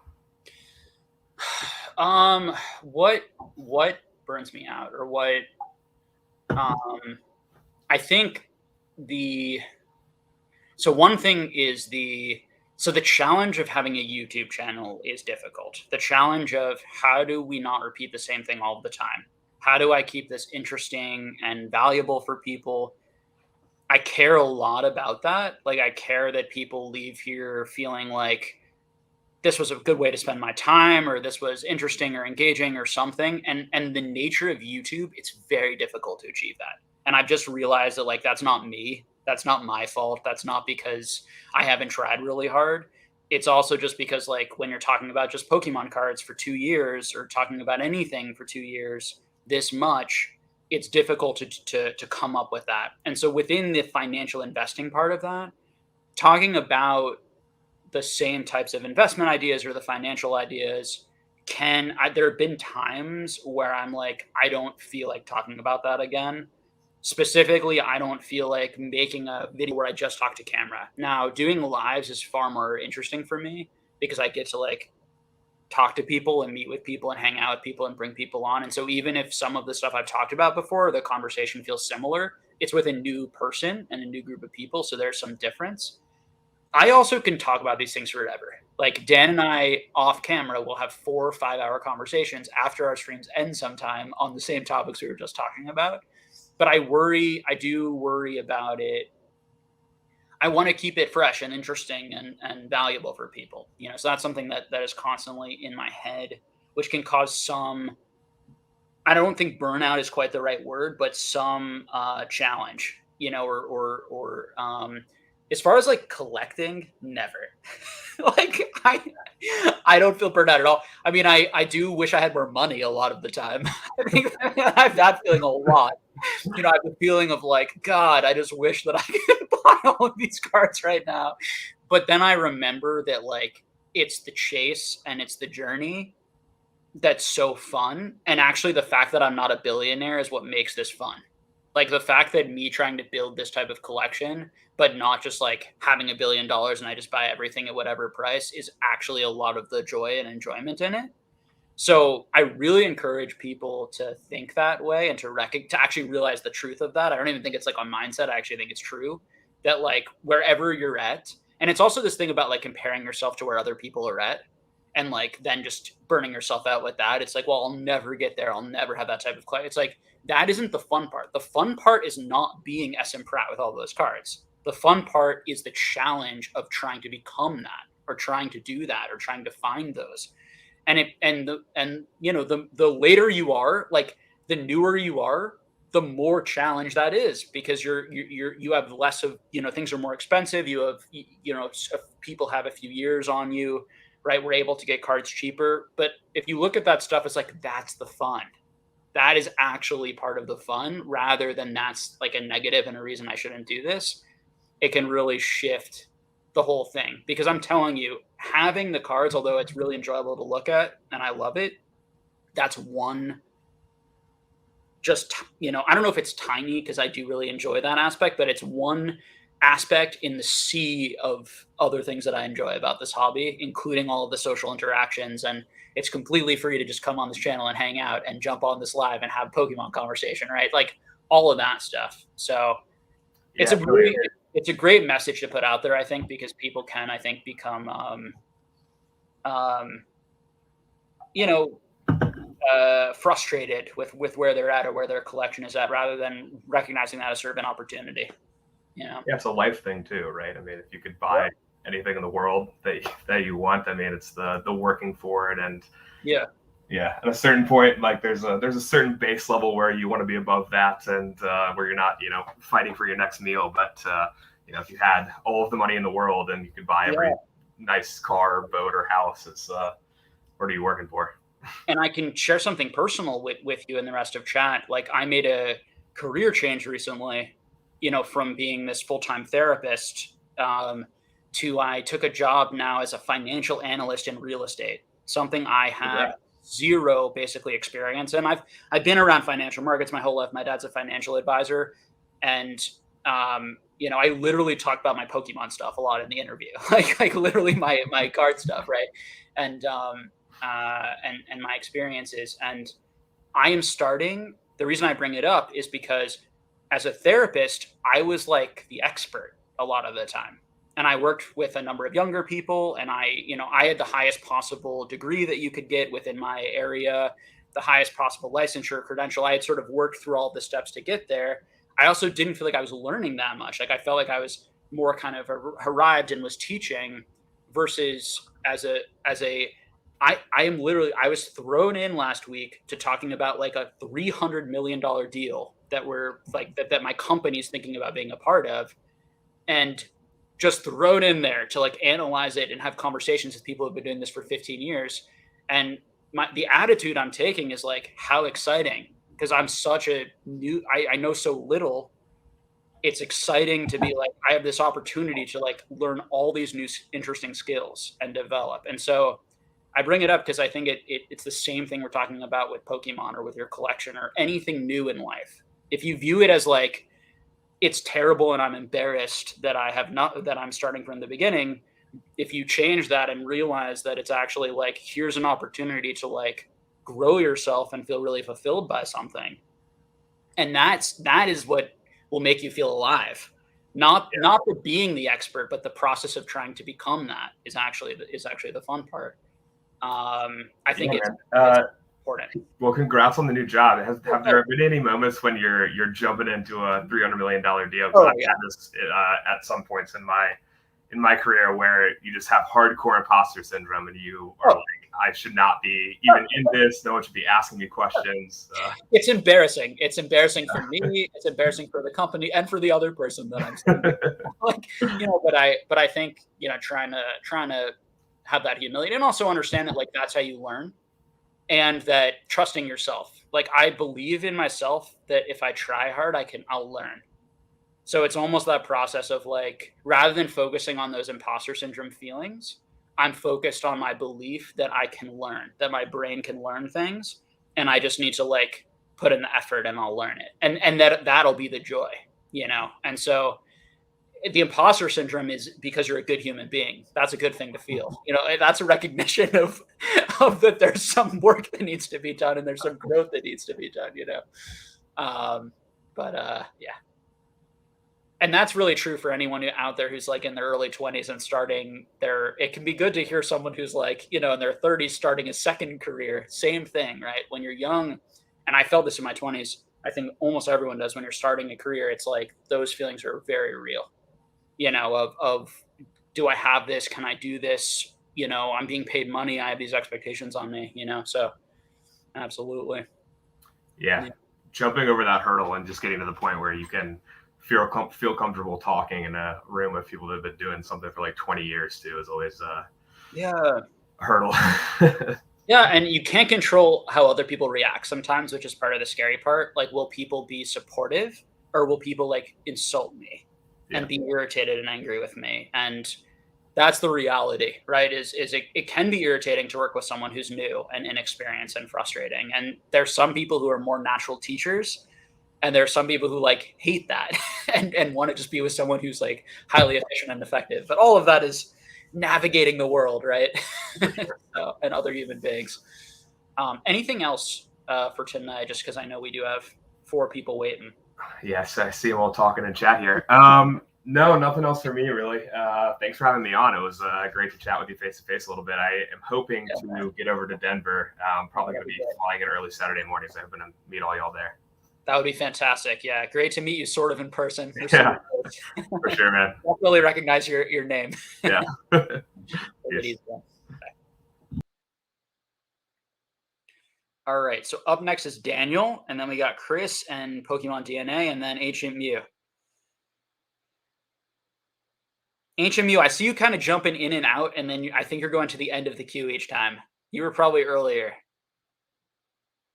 Write to me in the private chat when you were here, because I think everyone will be fair and you won't have to wait through the entire line. It just restarts you every time you jump in. Okay, I am going to bring Daniel on next. Oh, Chris, it's so good to see you, man, by the way. I can't wait to talk to you. It's been so long. It's great to just like see your face down there. All right, Daniel coming on next. Hey, Daniel. Hey, Jake. What's up, man? Good to see you. Good to finally meet you. Yeah. Been lurking for a while. What's on your mind tonight? What do you feel like getting into first? Probably the topic I was just thinking about, stuff to discuss, like how I view it, like, because when I first got into it, I was opening packs, thinking that's how it is. That's how I'm gonna find the most joy in it. But because I found like a really old card that I had. It was like for my old collection. I just found my old collection. There was a Trico in there, and I was like, oh, cool, my starter. And then I looked at the card, and I was like, this is a little different than most Tricos. And then I realized it's a gold star. I was like, oh shit. Like, I don't even know how it survived, but it was like in really good condition. But that kind of like, as soon as I saw that, I thought like, man, this art's so cool. Like this, like, like you say, like this stuff could be in a museum, whether or not it's the Smithsonian or a museum for collectors. I think this is stuff that people really enjoy, and it's pretty significant, especially in like with a thing like Pokemon. I think it made a huge impact in people's lives. So then I just started like buying cards, making binders. Mm-hmm. Then I just started buying more, like getting more into like vintage stuff like WotC and such. Mm-hmm. And just like one thing I don't like about maybe the investing aspect is like when people open packs and like say prices, which isn't a bad thing, but you're not always going to be like on the mark, and sometimes you're way off. Sometimes you'll say the English price for the Japanese card or vice versa. Mm-hmm. So the misleading, like putting out by mistake, often kind of just false information. Yeah, no, and it's not like, I don't think they're trying to do that on purpose. Like, I think I saw a PokeRev video where he said like this card's $10, but it was the Japanese card, so it's actually like 40. Like, he probably doesn't mean that. It just happens. But I would assume in that case. Yeah, for sure. Yeah. But like, I don't see the purpose necessarily to show the price. Mm-hmm. I just enjoy it more so for like whatever the character, the Pokemon, or what have you. Let I don't know, the people see it and appreciate it and value it for themselves. And that goes into like what you talk about, like value investing, like buying stuff at like good prices, especially with everything super crazy. Like you don't really know if things are gonna fall or like go up. So just looking for stuff that's a little lower, but still like 25 for nines and stuff like that. And like just old stuff, you know, because sometimes you can find it. And hoping that more stuff gets flooded to PSA and like I can buy more of it. But I'm still buying slowly just because when I got into it, I was like, I didn't think that like for just normal set cards, like Japanese set cards, I was like, oh man, they're all gonna like be gone in a year. But you still see them come up, so that's like good, and maybe hopefully more keep coming to just like make it just more enjoyable to like buy and sell and trade, and it's not this like huge inflated thing where it feels more like you're kind of like really anxious about it. Especially like 10 specifically are like, I think that's like really crazy how much the difference between a 9 and 10 can go. Like it used to be like way calmer, like just double the price maybe, but now it's like 4 or 5, even more so in some instances. Sure. So just, you know, find the stuff that makes sense as like a value collector, because I don't even know if I'll sell any of these cards because I really like them, you know. Yeah. Want to be able to work through it and hold them. Yeah, it sounds like you're being thoughtful about sort of where you see value, you know, like what makes sense to you. And I think that's so important. I think that it's great to listen to lots of opinions, but it's even better to eventually take all those opinions and start to kind of feel like you have your own voice in the hobby and sort of your own sense of where the value should be. And, you know, obviously it's good to be humble and be like, you're going to be wrong a lot. I'm going to be wrong a lot. We're all going to be wrong a lot. So you don't want to put all of your, you don't want to, it's never good to be so confident that confidence leads to taking silly financial risks in life. Oh, yeah. But it is good to, one thing I like to say to people is that, because a lot of people, and I appreciate this, but, they'll ask me sort of, should I buy this? What's my opinion specifically on this set, on this card? And I say to them that, have you studied it? Have you been looking at the market? Have you been watching? Have you been super engaged? Because you're probably going to know better than me, because you're the one who's super engaged in that sort of small niche market. And I am aware of that market, and I can give you some thoughts. And oftentimes, like I just did a consult, right, with someone who's looking at buying some very, very expensive cards, right? And I was able to provide them some information because I've been in the hobby a long time, and some background information, but they actually knew a ton of things I didn't know because they're so engaged in the moment right now, looking at every detail, and I'm not actively looking at that card in every detail. So trusting yourself, particularly if you're actually putting the work in and you're actually super engaged, is very important. And as this hobby gets like more mature, that there's going to be less like this person on the screen knows everything vibe, and like one person has all of the knowledge and knows the best, and it's going to, the guru sort of culty nonsense, and it'll move. And we've already moved. So there's already so many more content creators, so many more conversations, so many more people thinking critically than even just a year and a half ago, 2 years ago, 3 years ago, in my opinion, in this hobby. There's so many more opinions. There's so many more perspectives, and that's a sign of like health in my mind. And so for you, absolutely, I think it's good to debate things, and you can debate in your own head of like, am I right? Am I wrong? I do that all the time, right? When I'm assessing value, I make pro arguments and counter arguments, and I almost debate it in my own head, and I think it's good coming on these types of things, and we can debate things, and you can debate things with people in the chat. Like all of that's really good. But then at the end of the day, yeah, feeling like you like what you're buying, you understand what you're buying. And then particularly because we're collectors, or most of us are primarily collectors, feeling really satisfied with like that. I really enjoy this. I really like this. Like all that stuff will just make you more happy. And the more decisions you make with that sort of process, the more pleased you'll be with your collection, and likely the better financially you'll do, probably in the long run, although nothing's guaranteed in that department. But yeah, buying with the intent to hold to zero if it goes to it. So, it's always good if you really, really like the card.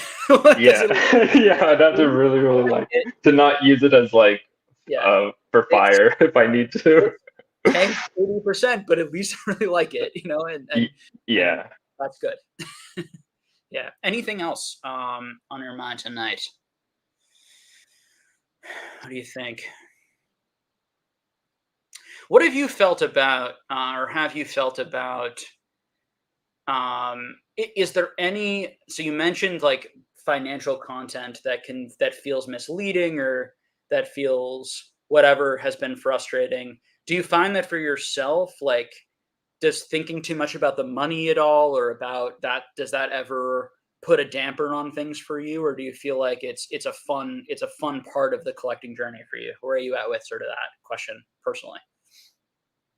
I mean, yeah, just because these things cost money, so I have to. I wouldn't say it's like fun. It's cool to just learn about these finance concepts through Pokemon for the first time, really, and like getting really into it, which is interesting that I have to get into Pokemon to really find people that talk about this. But it makes sense. Hey man, you have to be financially savvy. As a real estate analyst because of my Pokemon experience. So there you go. Yeah. It's a market. It's a real market, and the things that you learn here are extremely applicable to any sort of business, anything with supply and demand. Because at the end of the day, all markets are supply and demand, and are defined by those types of things. So the concepts we talk about, 100% applicable. Now there's a ton of things you need to learn when you jump to other markets, right? Because every market has a bunch of, figuring out the supply and learning the supply and then learning the demand, side is a huge undertaking. But the concepts and the ideas are universal. Totally. Yeah. It's been really amazing to see it, like, kind of unfold. Mm-hmm. Well, thank you so much for coming on, man. Appreciate it. It was good chatting with you. Absolutely. Have a good rest of your night. Take care. Bye. All right. So next up, we got a guy that a lot of people are going to be happy to see here, I think. So I think this is the best content that I've ever done, is with Chris and Zakil.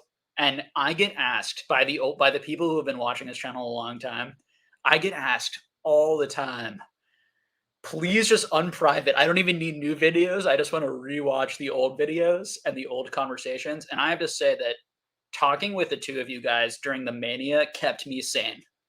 Having that outlet for us to just talk through things. So up next is Wolf of Tin Street, Chris. And our buddy Zakil is not here, our third person, but it makes me really happy to just see your face, man. Really. Cheers. What's up, Chris? First of all, not much. How have you been, man? We need to catch up soon. I'm good. I actually a few days ago, actually, I was like, I actually looked up, was like, oh, Pocket Change on YouTube, and I found the last time we spoke was 9 months ago, and I saw you had a live stream, so I bookmarked it just for that. Like, it's been too long. It has. So what's happening? What's happening? Oh, well, first of all, it's been lovely to you're in your element. I can see it. It's been really fun watching this just since you started here. But I got some questions I can throw at you to your prompt, cover some ground, and then I got some ones literally labeled "anger the audience" questions. So what do you say? All right, let's do it. So first, to your topic of does investing in cards. By the way, old habits die hard. I created show notes on the right, so if you see me looking to the right, that's what I'm reading. The man's prepared. Well, somebody else ahead of line mentioned they're like, "Oh, I didn't have anything prepared." I was like, "Oh, I had to hop out, write questions down, then hop back in." But how do you create the divide between? I always call this church and state. But between collecting and then buying and selling, because I always feel like the easiest way to get kind of burned or get angered by investing in collectibles is it's personal to you, right? So how do you personally create that divide? Mhm. First, I'm going to ask you. That's how this works. First, I want to hear your sort of experience and opinion of that, and if it's been difficult for you, and then I'm happy to Yeah. share my experience. I have a semicolon saying getting burned once. So for me, I got burned once. That was just getting out of college, and I'm a Magic guy by origin. I had 7 EDH decks that turned out they were all worth $3,000. And when you're fresh out of grad school, you need that money. And I did not sell optimally. So for me, it was selling once and then realizing afterwards, like, oh my, I lost literally thousands of dollars. And then looking at it and then realizing, okay, if I do this again, I need to separate what's for me and what I want to actually make money for myself. And so what I did was I created like, okay, these are the things I use for play. And I'll be honest, what eventually happened was everything got sucked into the business, and that was awful. That sucked the entire joy out of it. And then I went back to eventually creating like a trophy binder of cards that are absolutely and utterly worthless, but that people sent to me, literally writing on the card, like, you made MTG great again, or like baloney stuff, obviously making fun of other people, but just things that were special to me that like I now have a full binder of. And that for me is what I collect now. It's not even anything of actual value. All of them are damaged, but creating that strict discipline though of when I buy this, it's not for me. I'm going to put it in a box and I'm going to forget it exists and then get it rolling was what I did. But I'm curious how you went about it, because you've got way more boxes in the background than I have in the closet over there. So my goal is not to financially support myself ever through the hobby. My goal is to have the biggest non-sports collection that I possibly can. And so because of that, when I sell things, it's just to fund getting into bigger cards. Or when I make like speculative plays, the real reason I'm doing it is to just grow a bigger and bigger collection. Now, I do take money out of the hobby and I put it into stocks sometimes when I've been really successful, in part because I think the stocks in some cases are a smarter move and a smarter play. And then guess what? I could sell those stocks later and put it back into cards. Yeah. So I've always had that mindset coming in. Now, if it gets so huge and so big and there's so much value, will I shift ever? To the point where it's like, it also depends on my life. Like if I got laid off or something really bad happened to me or my family and we needed the money, it's great to know that the cards have value and we can sell the cards and pay for things. So it's not like that doesn't exist and provide some security. But the goal is for me to always have, first of all, I like working and I like learning new things, and so I hopefully will always be working and have a job and we'll make enough money to like pay our bills, basically, right? So I don't need the hustle of the hobby to do that. But in terms of separating, there really isn't any separation, and I've never had a problem. Because I'm okay selling things. I mean, the stuff that is the rarest stuff is the hardest stuff to sell, because it's the stuff that I'm most concerned that I might not get back. And how I fix that? I try to buy doubles of most things. Like I try to, if I think something's a really good play, I'll try to buy 10, 8. Like I'll try to buy a number of things, which helps me sell off the 7.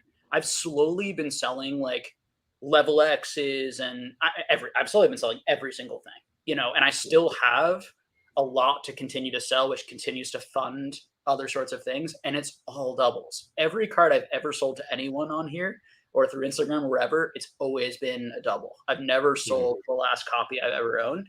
And I'm never planning on doing that, hopefully, because I'll just never be in that financial situation. Now, if something sees such a high skyrocket and it's a super rare item and I only have one of it, that is where I have been tempted to sell a couple of items that I only had one of, and I ended up not selling them. And that's brave. Financially, I should have sold them. I probably should still sell them on some cases, because the fact that I can get like $42,000 for my tropical wind, like, and then I could buy like a lower graded one with that, and then put that money towards like a bunch of other things. That I'll just throw a specific example. Like that's tempting to me, because do I really need the 9? Probably not. And I can, I do need one copy of that 100% because I'm sick. And I need to complete my Worlds collection, but I don't need a 9. And so, but the reason I would sell it is not to then take that money out of the hobby. It would be because there are other things that I think I really want, and that money could go really far in me kind of speculating and growing my Star Wars or my Disney or my Marvel or Harry Potter or whatever else Lord of the Rings, whatever else I'm looking at. But I do think your advice is really good and really important. And one thing I pick off of it is like if you can find things that mean a lot to you, but that are not expensive, what a great piece of advice. So Chris's example is so great of like these cards he gets from people or signed cards or signed things Zach is really good. Zach Gem in Pokemon is really good at this. Like when we were all at Collecticon in Charlotte, he had us all sign like a number of things that he then puts in his binder that he never has. Those are worthless, to financially, but they're worth so much as far as like that collection joy and looking at that and feeling like you have something.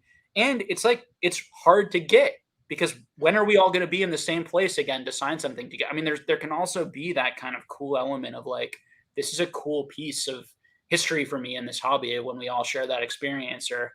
And that's sort of a collector mindset that Zach has of like, I'm collecting this moment, or I'm getting some sort of thing from this moment. And I think it's really cool. But for me, it's all blended. And I'm constantly shifting because prices are constantly shifting, right? So there are things that I think are undervalued. Lots of my items are undervalued. Some of my items are overvalued. I'm often selling the overvalued and buying more of the undervalued, and it's just constant, Yeah, for sure. I think it's really cool how you basically you don't need the separation like I did, because I was a wee one in New York, Manhattan, by the way, when I started out, and I realized in hindsight, to tell you how on top of my finances at the time that I was, that I only survived in the city because of buying and selling MTG. Yeah. But you actually touched on something that Daniel touched on it too right before me. So holler at him, because it was like, damn it, he spoiled my good question. But obviously I know you're going to point this back at me now, but I'm still going to ask it. Do you see a greater? I'm sorry. You're going to answer it first for sure. Okay.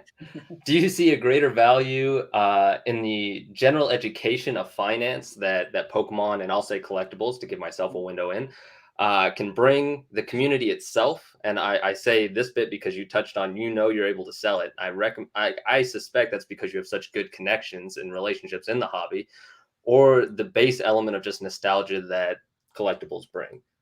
Okay. So for think? me, I always go back to, it's the general finance education. Like for me, that was the biggest element by far. I had no idea what stocks, bonds, investing was at all. I went to school. I was going to med school. I had no idea what finances were. And then I was like, I hate numbers. I'm a data scientist now, by the way. So that was a bad position to have. I got into Magic, and I love, you've been echoing this I can't tell you every single interview I sit in, this is what I do for Magic the Gathering. And they're like, really, this is what you want to talk about first and foremost? It's like, yes, absolutely. Built it from scratch, start to finish. I maintain it. I push it forward. I do everything. And literally, that's how I get jobs now. So the education that collectibles, I think, can bring, particularly on the investing front, I think is incredible, because it ports it with something that you like. It's like, you get to have steak with your veggies, to make that metaphor. And I think that is truly amazing. Obviously, not to downplay the community itself or even the general nostalgia, although nostalgia is definitely the lowest for me. But I'm just curious what your kind of take is on that kind of triangle of elements. Okay, so the question really is like, what is the most important thing to me? Is it that I have gained from this? Is it like the financial market experience, or is it the joy of like the nostalgia of the cards, or the connection with the cards or the characters? So education, for me, it was financial education. For you, it can be anything that you were able to learn or glean that you didn't have before. The community that you now have surrounding it, because of, you've got a channel, you've got a nice collection, you're decently known. That's a nice feeling. That's great to have. Or just the general nostalgia of the cards themselves, the things that really got you to do it in the first place. So I would be collecting The first way I would answer it is I would be collecting and was collecting for years and years, super passionately, only telling my roommate about things who didn't care at all about this and didn't want to hear me talk about it. So I clearly am driven as a collector. My dad's a collector. He's always collected many things. When I was a kid, I loved Antiques Roadshow and all of these picker shows. And like I just Pawn Stars, like even like the cheesy, you know, fun, goofy ones. Like I love that stuff. I love the, you know, and so now is it specifically that Pokemon needs to be that thing, or would I found something else? I think that Pokemon was such a great natural fit because it was such a huge part of my childhood and because I had such a strong connection to it because I like it so much. When I found my cards again 6-7 years ago, I like put them next to my bed for a week to like so that they'd be right there and I could like look at them. When I started collecting in this hobby, I was surrounded by my cards constantly and I was obsessively looking at them and categorizing them and I was so into it and it was so fun. It was such a great hobby. So that piece is really strong, but also the market not just that, but I have never done social media before.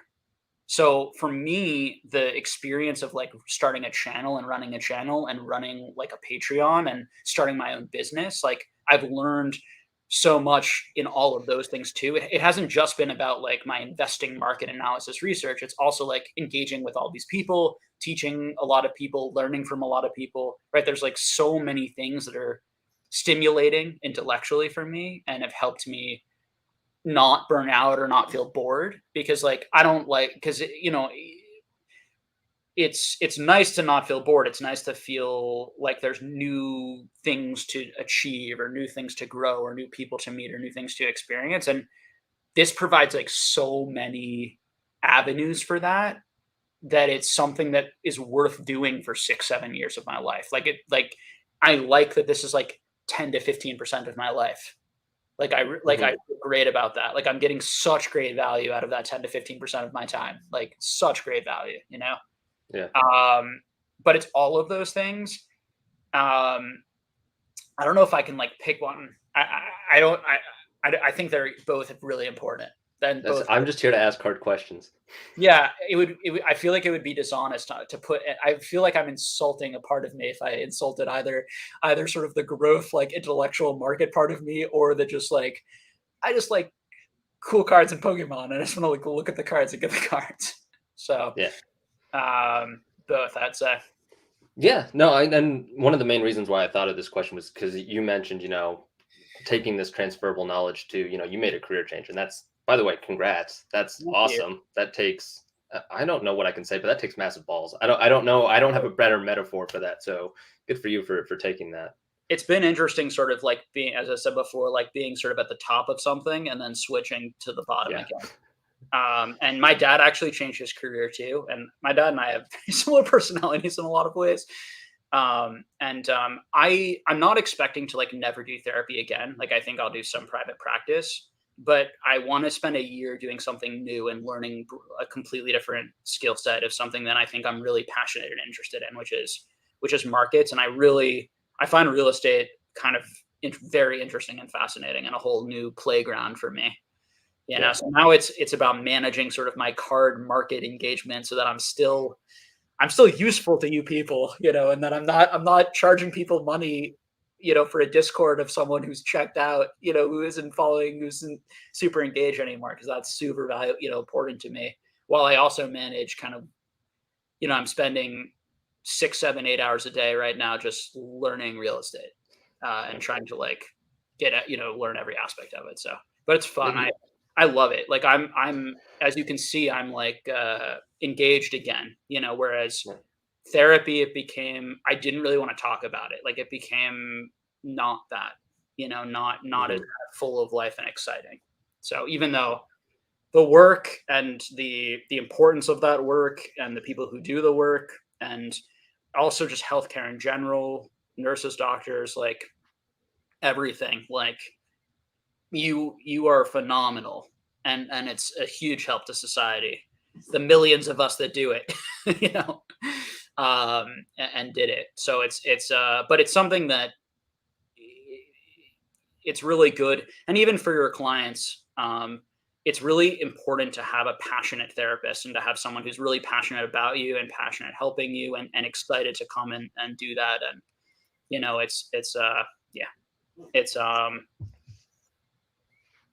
tough. It's tough. That part I do feel bad about or guilty about, you know, because it's like, well, I've trained all of that way and have the skill set and ability to maybe do that, but I'm not doing it. So we'll see.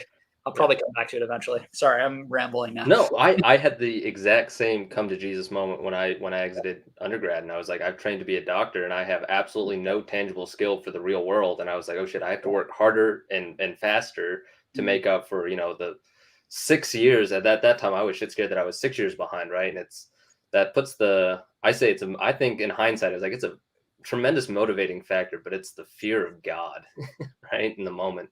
At least it was for me to catch up. So, you know, best of luck. I have no doubt you'll nail it. But I will check how much time do I have left, because I got one other question, but I don't want to take more than my fair share here. We'll do one more question. I am gonna say last call if someone wants to get in line. We have 3 people in line after this. If someone else wants to jump in line, now is going to sort of be last call. If you don't come in, you know, in the next couple minutes, then I'm going to kind of cut it there for tonight. But we still definitely have time to get through, you know, everyone who's been patiently waiting. We appreciate you. Go ahead, Chris. One more topic. Sure thing. And this one's an easy one for me to answer. I'm much more curious for yours, to be honest with you. Do you think if people entered into investing in collectibles without the guise or belief, right or wrong, that these objects have value anyways, there would be far less feel bads when it goes up or down? I can give you my answer first. Please. I think absolutely. I think the fact that so many people enter with that belief just speaks to the strength of the broader companies printing whatever, or, you know, creating whatever the collectibles are. And I think the more people who are willing to even do it in the first place, and then furthermore take that next step of investing, just speaks to the strength of the brand more than anything. This is obviously under the anger of the audience, but I'm curious because I think if people were able to divorce that element of it, that nostalgia, that love of it, I think the market would be 1/10 the size, but the people would be far more disciplined in terms of, okay, went up, it went down, I'm good, I'm fine, or yeah, like sunk cost, fine, I would do it, I wouldn't. So I'm curious what your thoughts are. Yeah, I'm trying to wrap my head around the question. And so you're trying to separate, say the beginning part again, the first thing you said again. Trying to divorce that nostalgia essentially from these objects. Trying to divorce the fact that I'm going to buy it because I like it, and I think it will hold value. So if I did that, if I didn't have those feelings, those nostalgia feelings, if the products went up or down, I wouldn't care as much. Is that what you're saying? Yeah, not so much care as much, but yeah, I'm being pedantic. Yes. Okay.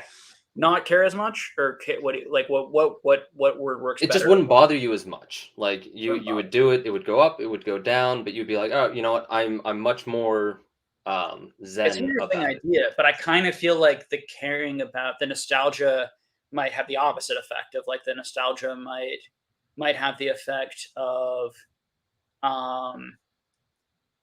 making you care less about the values going up and down, because you're still really happy to have it, and so it's a cushion to the blow. Whereas if you were purely viewing this as a stock, you know, with the idea that you don't actually care about the company you're buying into, because people do buy stock because they love companies. Hi, Tesla. Sorry. Yeah, I mean, people do actually are fans of companies and buy stock. But let's just say you're purely buying it, right, just to make money. I would instinctually think that those people, their mood would be more shifted by whether or not they made money than the person who had at least that secondary benefit of, like, really enjoying it and being glad that they owned it, even if it went down. That being said, I still think it stings a lot. I think I don't think it's like, I think that if you buy something that you really like and it goes down 80% and you realize you could have bought it 80% lower, the fact that, like, you like the item, because you still probably really like the item, does not necessarily get rid of the complete sting that now you could have bought that exact same item at much lower and then bought 3 other cool items. That's how I answer that. Am I answering it correctly? Yeah, you are. Yeah, I'm just I don't know. I have an idea of the answer, but it's just fun to hear the thought process because I know we both attack these things from, I think, opposite angles. So it's always fun to hear it out. But yeah, that's all I got, man. Cheers. Thanks for having me on. Such a treat for me to see you, man, for real. And I think you, Zakil, and I should even just get together for just like a private chat, because I know we don't do. People ask me all the time, and Zakil works in the industry, and it's just having his opinions and thoughts out there. It's just not, like I still talk with Zakil, and he's still around, and he watches and he loves this hobby. It's not like he's gone, and none of us lives and breathes it way more than I do, which is like, and I can promise you guys, none of us had like a falling out. We loved it and really looked forward to it. It's simply a business thing. So I don't know. Maybe we should bring it back in like a private, non-recorded way sometime or something. Yeah, I don't know. Yeah. When we ended it, I was working 3 jobs at the time, which I don't recommend to anybody for your mental health. Don't do that ever. You were very busy. I was busy too. I was working like 60 plus hours, including an all-nighter once a week. Yeah, I remember you like hopped on one night at like 2 a.m. You're like, sorry guys, this is the only time I have available. And then we talked for like 2 hours too, and I was like, oh my God. Yeah, we made it work because we all liked it a lot. But good. Still do. Still do. Cheers, all right, man. Bye. All right, so we got three people in the queue, and that's going to be it for tonight. Appreciate all of you for waiting and hanging out. Up next, we got Pokemon DNA, and then we got Ancient Mew, and then Bondo Snipes will end it for us tonight. So I'm bringing up Pokemon DNA. What's going on, man? Not too much, man. How you doing? I'm doing good. Just doing a little bit of work right now while we're just hanging out, listening to you guys chat. So I do have a few questions teed up though, kind of ready for you. Like Chris said, I want to make sure I'm kind of a little bit prepared. So I wrote some questions down. So the first thing I want to ask, and you have to answer all of these first. That's the rule. Okay. So the first two, I guess, wouldn't really apply to me, but I can answer them, I guess, in the best way possible. But you've definitely answered this before, but I haven't heard you talk about it. So we're talking about money and the hobby and all this other stuff. So your channel is obviously Pokenomics. It's more, market focused. Mm-hmm. Why did you create your channel? So it's because I think it's my skill set. Okay. So I've thought about this question before, and I do love talking about market stuff and financial stuff, but like, why should I come on a channel and tell you guys what I like? Like, is that a channel, or is that like more for like occasionally on the channel and a fun thing for us to share, right? Occasionally. But I feel like the value I bring is my market knowledge and my psychology, my understanding of sort of markets for what it is. And I wanted to do something that would help people. And it was also the timing of when I started the channel. I felt like there was like really almost nothing. And I actually thought that there was nothing in the way that I do it, which is a little bit more of kind of like the psychology, talking about the psychology of markets. These are things that you can certainly find in most investing areas, but in Pokemon, it was missing. And there were so many people jumping in, and there was a lot of like top 5 things to buy. Everything you're going to buy is going to make you rich. And I wanted to do something different, which was just talk about market fundamentals, talk about supply and demand fundamentals. And I felt like I could be useful, like genuinely useful to people. And that was my skill set, more than my skill set. First of all, my interest is not opening packs for a bunch of people to watch. I really have no interest in being a PokeRev or a Leonhardt and just kind of opening up packs for people to watch every day. I mean, do I think like those gigs are probably pretty sick and sweet? Probably pretty good in a lot of ways, because you're like opening packs and like making quite a bit of money for that. But like I couldn't imagine you screaming at pulling a Charizard or something like that on camera.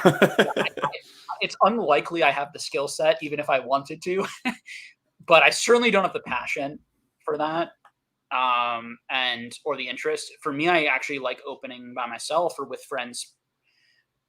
sort of privately. I don't really like even the openings I did online. Like I didn't like having to like entertain while I was opening. I like opening just for myself and for the people in the room. So it just wasn't my thing.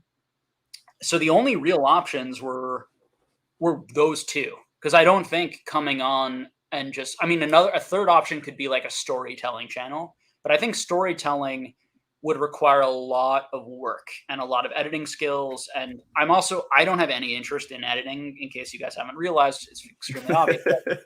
And I have, like, when I see, oh my God, I'm blanking on his name, Pokemon Classics videos, I think that's really cool. I have zero interest in learning those skills and in doing the colors, and I appreciate and enjoy watching it, but it's like not something that I'm passionate about. I'm passionate about just like talking and hanging out and having the discussions and getting like right to it.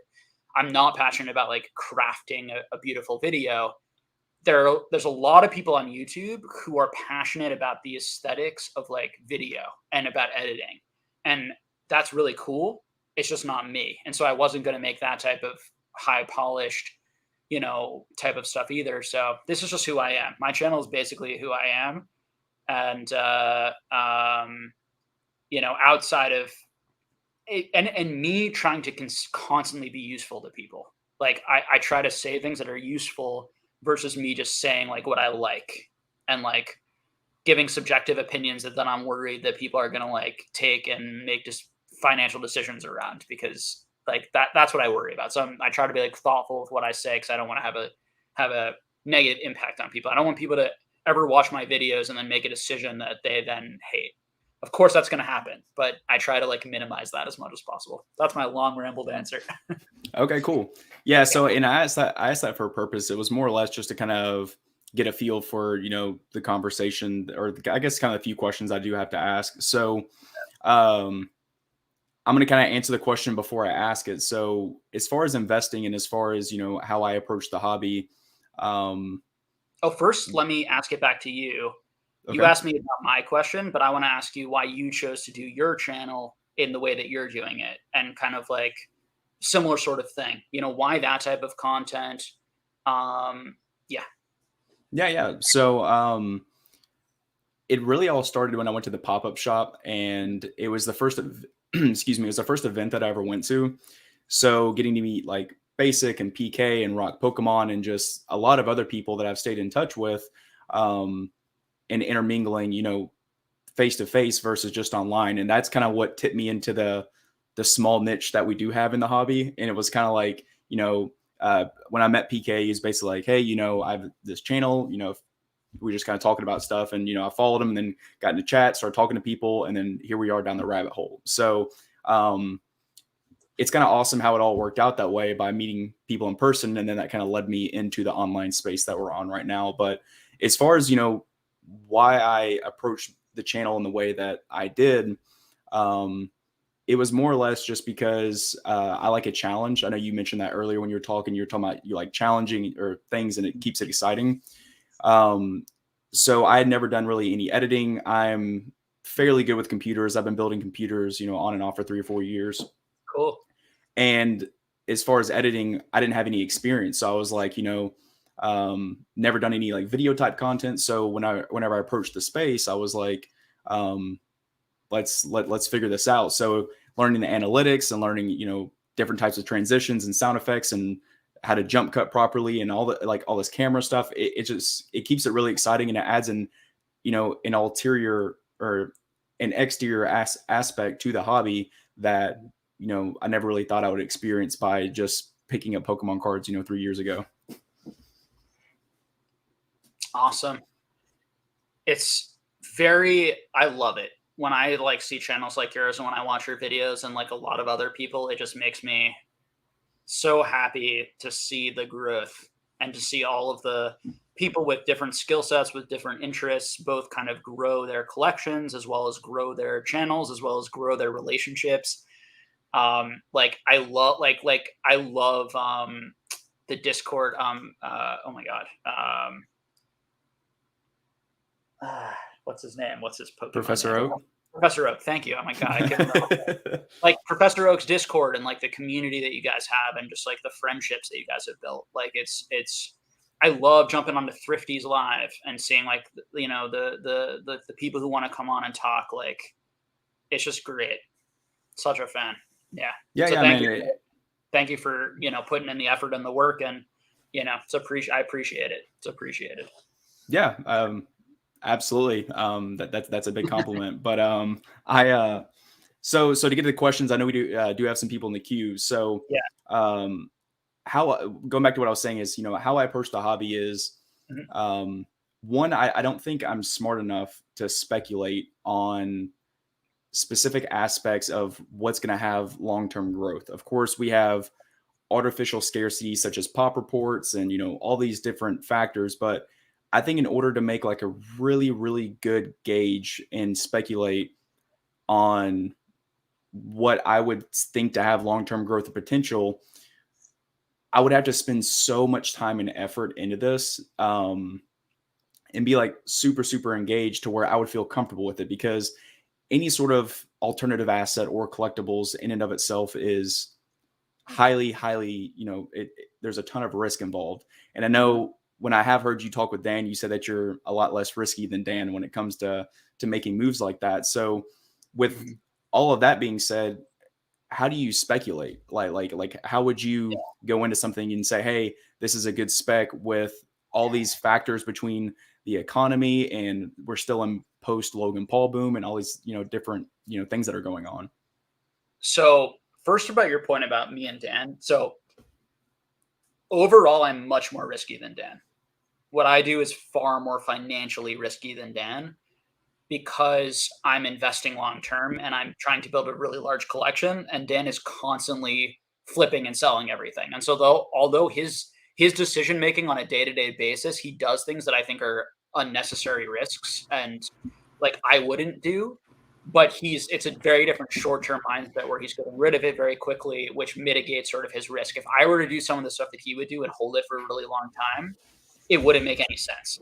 Now, some of his YOLO stuff is just dumb, as Dan just put in the chat. Like, he's aware of that. He's doing it for fun and like because he's enjoying it, and he can afford it, frankly, because he's also like made lots of smart moves and he's worked really hard and he's been here a really long time and also gotten very, very lucky to be here a long time, just like myself, just like everyone, So, and he's very responsible with money and thoughtful and saves and puts it in a lot of other things. So just with that. So your question is about, can you summarize it again for me short? Just sort of like how do I deal with the risk or? Yeah. So like, and it's such a broad question, so it's kind of hard to answer. So I'm not looking for like an exact pinpointed thing, but like, yeah, I guess what would make you speculate on something is a better way to ask it. So the reason why we don't get financial advice online is because every person is in a different financial situation.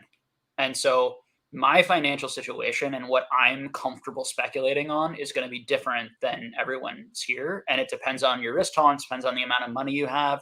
It depends on, et cetera, et cetera. So for a lot of people, like it probably makes not a lot of sense to speculate at all, both because of maybe not that much experience, first and foremost, but also like, you just don't know. Just as you said, like you can be the smartest guy in the world, the most engaged in the world. Demand is still a really impossible thing to predict very carefully. You can know all the supply numbers in the world. You can know all the price history in the world.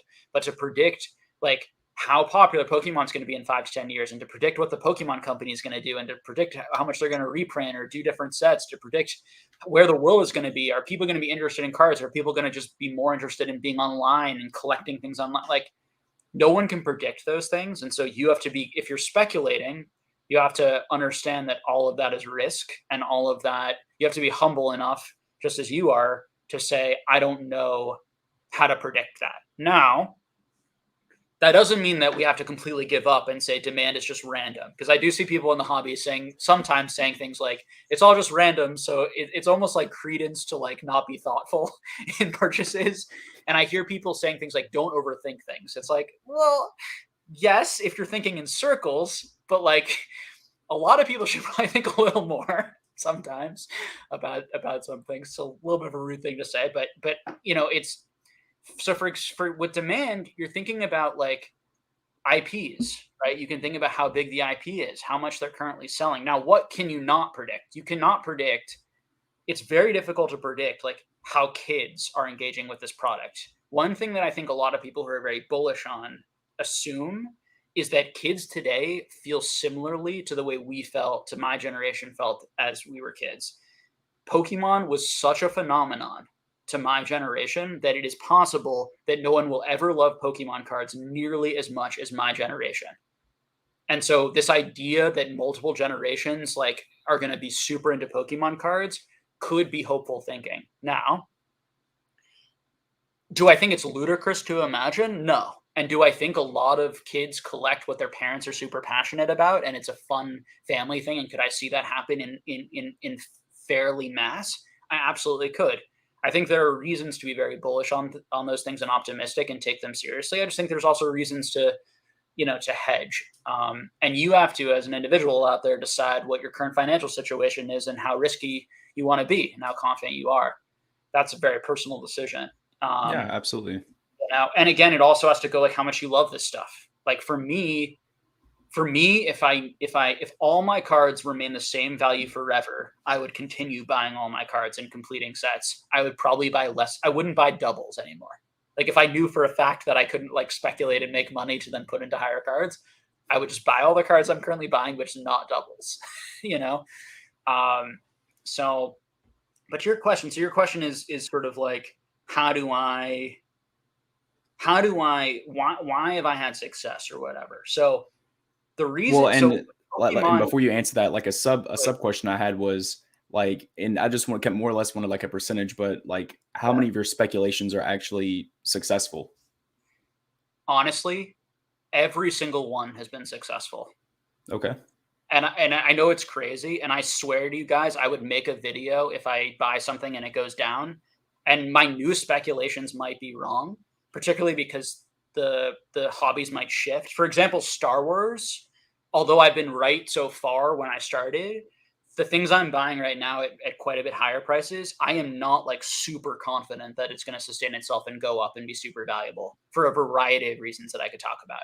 And I don't want to like, people on this channel, I don't want to like, there's probably a small fraction of people who are actually interested enough in Star Wars for me to like break down exactly what I think the play is and why, and blah, blah, blah, blah, blah.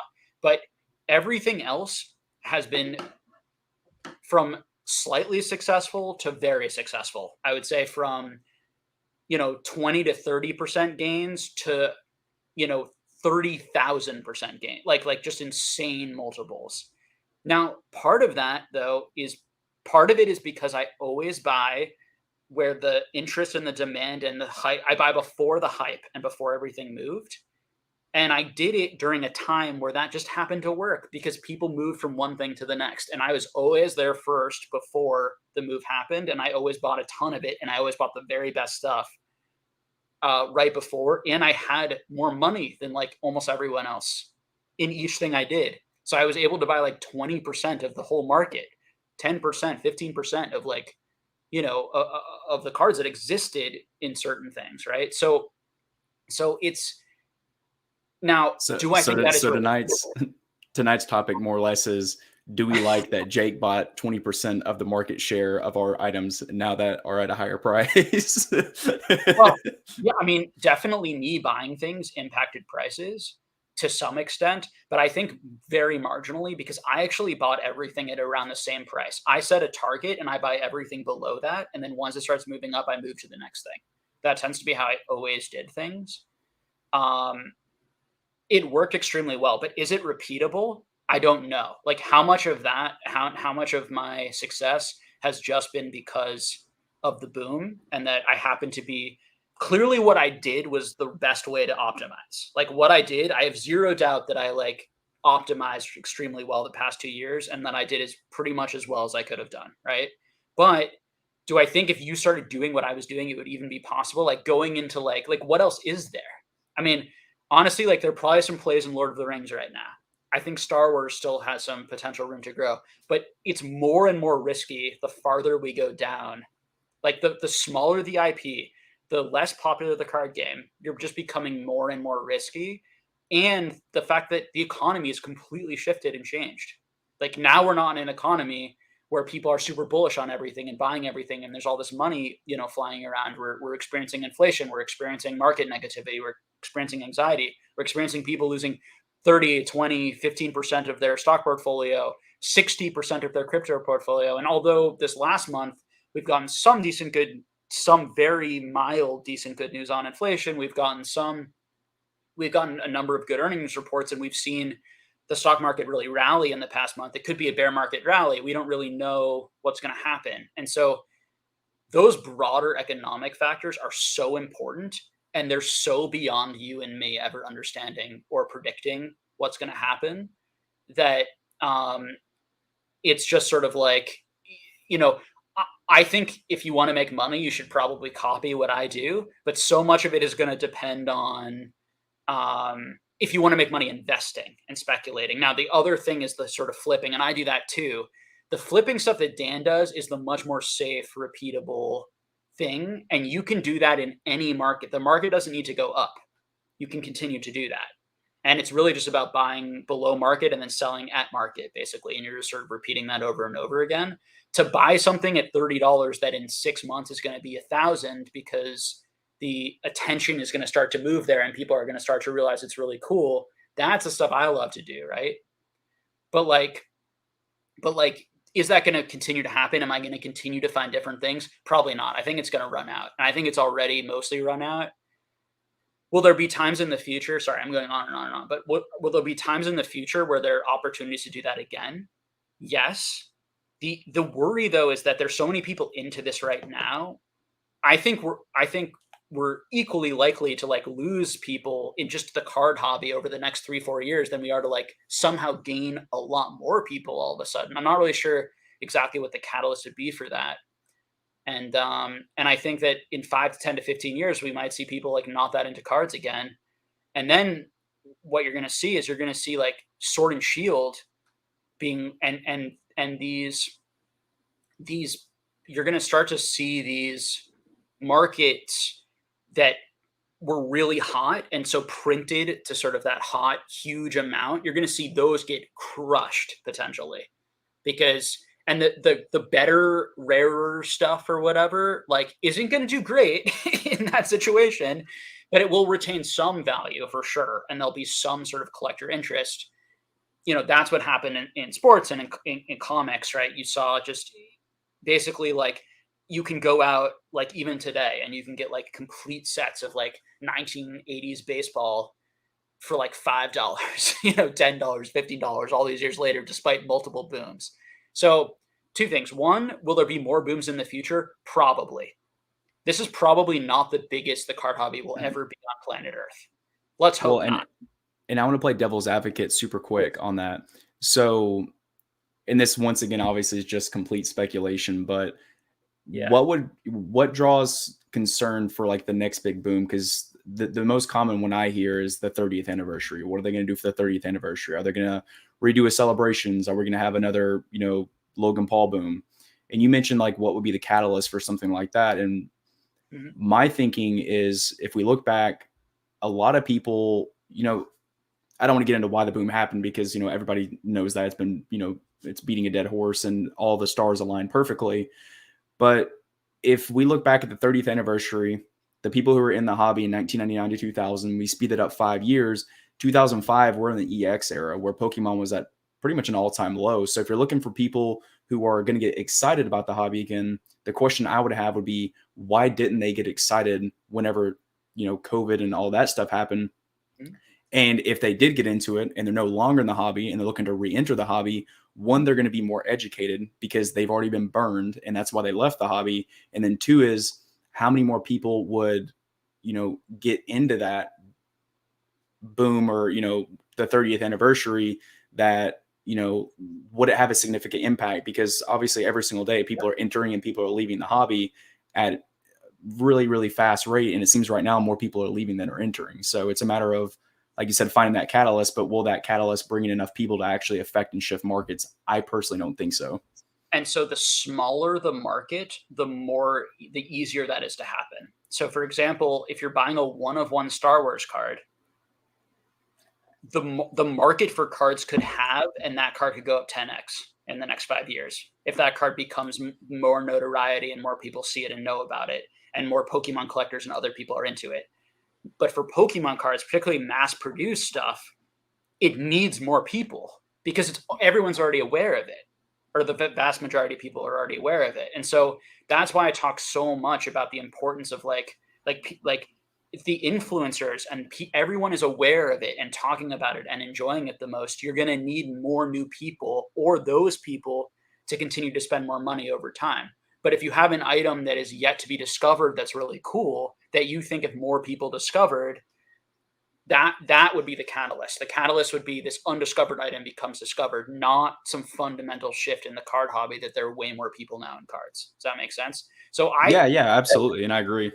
So I think that I think Collecticon and more non-sports shows and having a non-sport national could be humongous catalysts for non-sports cards, because I'm going to bring some stuff that the majority of people here have never seen. And there's going to be some people who will say, that's sick. There's going to be some people who say, I'm uninterested and that's not cool. That's all part of it, right? But it's the exposure that is that catalyst. Now, I completely agree, though, with everything you just said. I think your analysis, and that's part of why I am not the only way the Pokemon market, the only cards within the Pokemon market that could boom right now are going to be the rare ones. Those ones could see a huge increase if a lot of interest shifts to them and a few high money people get really into it, because you only need 3, 5, 10, 15, 20 people interested for that price to double. Okay. Now that doesn't mean it's not going to be a very liquid item, Yeah. But something that is like extremely mass produced to boom or, explode like that would be very difficult. So I base my speculations not on that there are going to be more people here in the future necessarily, particularly not in the foreseeable future, but where is the current market going to go next? Where are the current people going to go next? Where is that going to happen? And I am much less bullish on this stuff than I was when I first started doing it during the Mania. Like I was like, I just can't believe that Pokemon is going to be the only thing. And somehow all these people who are starting to get into cards are only going to collect Pokemon cards. And there's going to be no movement to any of these other hobbies. And when you learned how low the print runs were in these other hobbies compared to Pokemon, it seemed difficult to believe. And also there's just a lot of incentive for Topps and Panini and Leaf to get that market share. And there's a lot of incentive for the grading card companies, because the more cards they can grade, like guys, these companies, one thing that's really interesting, I think, for people to think about. So these 4 to 5 to 6 major grading card companies, whichever we want to think are the ones that might make it, right? In order for them to continue to grade at the rate that they're grading, where are all these cards going to come from? Are there going to be this many modern cards? Once all the vintage stuff has been graded in all these hobbies over the next few years, where are all the cards going to come from to keep these companies functioning and open? I mean, these companies are likely scaling way too big, or there are too many of them, because they cannot continue to grade. There's no way that once all of this old stuff disappears, that they can, new Pokemon and new sports and new whatever, Weiss and DBZ and all the stuff they're starting to grade can sustain the same level of stuff that they're grading, because they're grading such a high percentage of old stuff that's going to eventually dry up, and the new stuff is not going to come out as fast, and the new stuff is very unlikely to be valuable. In fact, I think most of the stuff is going to go down in value. So it's going to be very interesting, but it is going to put pressure on them to promote Star Wars. Like Fanatics, to do these other games, it's going to put pressure on Fanatics to promote, to start partnering with, their Stranger Things. There's going to be more of this stuff, because there's going to be all this pressure to keep all of these businesses afloat. And so I'm speculating on all of those dynamics. Which leaves me not dependent on this idea, this sort of like idea that somehow, as someone said funny enough in the chat, like Jake Paul is going to get into Pokemon, and then that's going to be another 5 million or whatever people. So sorry, I rambled on and on and on, but and I know we do have two more guests, but I do want to give you a chance to share anything else on that subject. I apologize for taking all of your time, but you're totally fine, man. I did have one more question, but we don't really have to get into that. But no, I agree with the aspects of, you know, grading companies potentially scaling too big and so on and so forth. I kind of like hinted that I think it was my last video, the video before that. But what I'm really concerned about, I guess, is, you know, to that is the overall sentiment for the Pokemon market is how many people are in here flipping, buying these vintage cards, you know, doing this, that, and other, and therefore supporting the market. And when that market dries up, how many less buyers are we going to have out there? Because you would think that if all the supply is gone, that a pop's really stable, that you're going to have the card increase in price, unless a bunch of them come out on the market. But overall, I mean, if you remove that buyer pool from there and then you shift it towards modern or whatever it is, I think there's just so many factors to take into consideration. And that's why, you know, I'll note to what I said earlier is speculating for me is really hard because I'm very, very detailed in the way that I think and the way that I analyze things. And when there are so many details being taken into consideration, it's just like red flag for risk. And it's like, I don't know how to assess this and move forward when I feel like you kind of need to just take everything in small little steps and say, this outweighs it, almost like a pros and cons list, I guess you could say.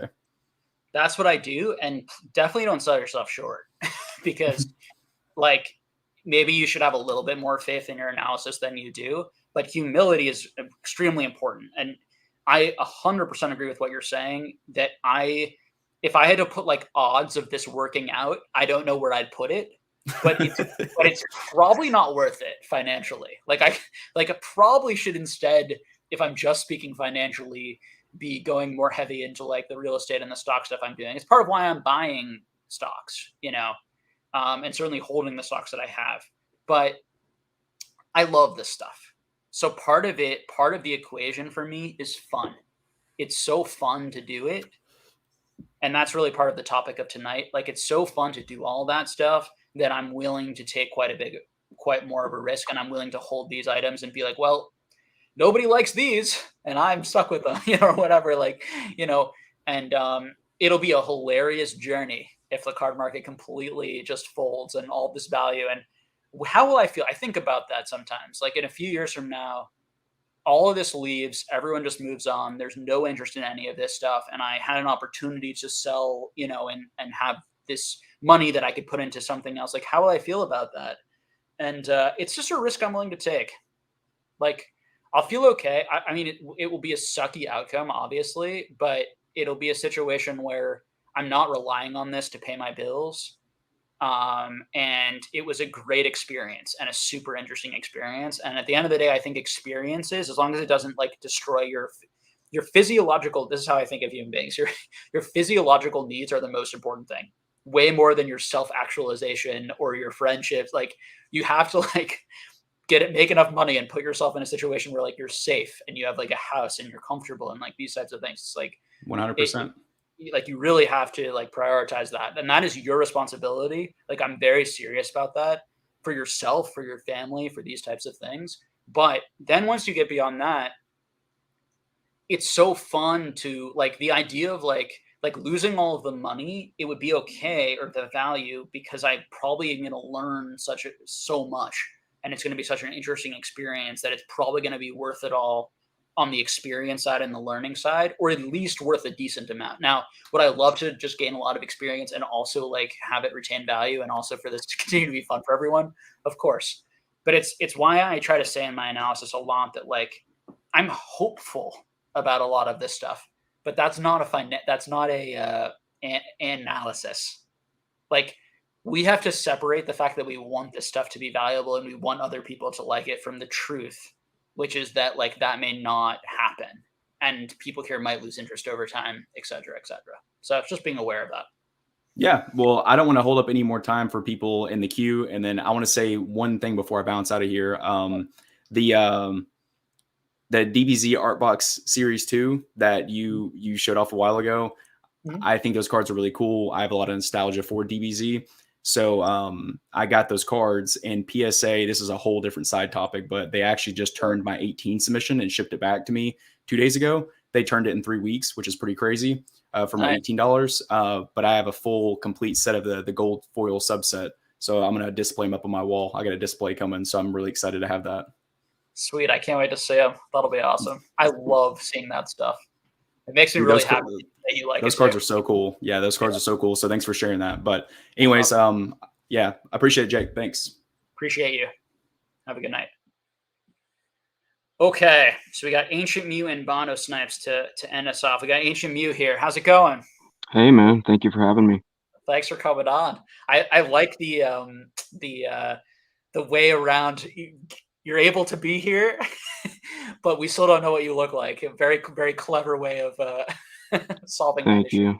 I'll give you a little bit of a backstory. Can you hear me okay? Because I put some new hardware in this helmet, and I'm hoping it works pretty good. Oh, I can. Yeah. I Okay, can. cool. Awesome.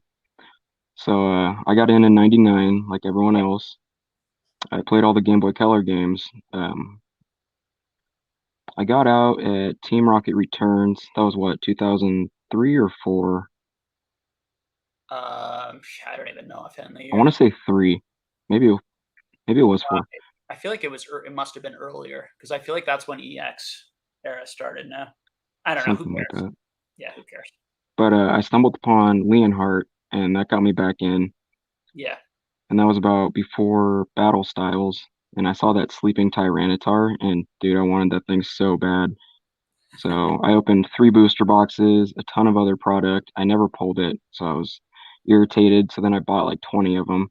I'm more of a collector. I have a bunch of binders. I do have some graded CGC cards. I started with CGC comics, so I prefer CGC just because I like the look of the graded comics. But that's just me. I know it's an opinion, but I do have a ton of extra modern cards, like pretty banging cards, like a bunch of alternate arts and a ton of stuff. And I don't really sell anything, but I mean, I have the cards. They don't take up a lot of space. I have them in sleeves. I would theoretically like to have them graded, but I was wondering your opinion if I should put those in CGC, PSA, because I'm in no hurry to sell. I'm not a seller. I'm a collector. I'm more like basic trainer. Yeah. So, I mean, yeah. So it starts obviously with like, what do you enjoy the most, particularly if you're really going to hold it? And like, I would ask myself, like, do I really care if I'm maximizing value here? Like, or is even thinking about that just adds stress and it's not worth it because the amount of money I'm going to make isn't worth it. Like, I think sometimes we can add a lot of stress into our lives over like a couple $100 where it's like, and depending on our financial situation, a couple $100 could be major, but it also like could be not worth it because one psychological thing that happens to like all human beings is we hate to lose money. And sometimes we're really irrational about losing money where we make it a bigger deal than it actually is. And so one thing that can be good to think about is like, what do you enjoy the most? Does it really matter? Is it really going to affect you that much? Like if I grade with CGC and I like and I lose like, 20% of the value of my collection, do you really care? And No, that's I don't. that's a very personal question. And some people will say yes, and people say there's no right or wrong answer. Yeah.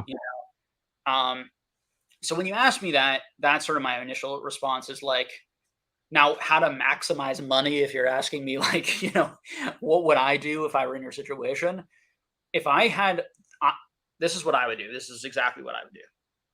If I owned a lot of really minty alt arts, I would take all of the really minty ones that in PSA 10 are selling for like over $100, and I would have put them all into that $18, PSA level, and then I would have sold them all as quickly as I possibly could. Will that end up being like the best decision? I have no idea. Could they continue to go up and be popular, and could I be underestimating the amount of demand for those and overestimating the supply? Absolutely. But based on the information I have, that's exactly what I would do. And I think that would be the way you would maximize your money based on current market, particularly if you get it back in like 3 weeks. Now, there's going to be a lot of those coming back right now. I would expect the pop reports to really explode on a lot of those cards and us to see a lot more of this hit the market. But I think if you got them quick enough back, you could probably get, get there before. And a lot of those alt arts in PSA 10 are selling for $100, $200 from what I'm seeing. So there would be really good money to make. And if you got it in a 9, you could still very likely sell it for more than you could sell it raw. And a lot of these cards grade pretty easy. So that would have been my mindset. But for you, who you're not going to sell it anyway, I definitely wouldn't send it in $18 because I think that I can't swear to it. Maybe that's the lowest we ever see. I'm very in the mindset that these companies are overshooting, like that demand is going to go down and there isn't like this endless supply of valuable cards to grade forever. And I do think that over the next, even if it takes a few years, you're going to see $10, even $8, $7 specials again, in my personal opinion. I think it's going to go right back to the prices that it was. And as a collector, as long as you can afford to be patient, because, you might just want them back really badly, which I totally get because I'm having to deal with that too. But as a collector, like, I would much rather just spend $8. I want to keep as much of my money in the cards and not in the cases. So if I can spend $8 for that case, and then I can take that additional $10 and put it in another cool card, that's what I'm going to do. Yeah. And so as long as you can stomach that wait, I would just wait. I would just wait for it to come back to $8, even if it took a year or 2 years.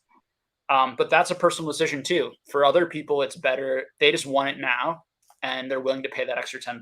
So that's sort of my perspective. Yeah. I mean, I had a ton of comic books at CGC, like right when the boom happened for Pokemon. So I think they got distracted with my comic books because I went like over a year and they didn't even contact me and let me know what's going on. So I called their customer service and she's like, "Oh yeah, we'll have that out next week." And I was like, "So it's just been sitting in your warehouse this whole time and you haven't been doing anything with them?" But frustrating. Yeah. But I do love the graded comic books. And then one thing I really like about Pokemon cards is they don't take up like any space compared to the comic books. So I can store those very easily. And then I'm a collector, but I guess that makes me an investor too. So I don't mind holding on to these things for a long time. But my main thing is I really enjoy opening product. Like I open a ton and I have an addiction to it. I will admit that. I think it's one really great topic, which I actually wanted to bring up tonight. That reminds me of it is opening, is how fun is opening. And every individual, some people like to open more than other people for sure, because opening is very expensive and you lose money on opening overall, right? Like I pulled everything from Celebrations like multiple times, but I will still gladly open Celebrations just because it's fun.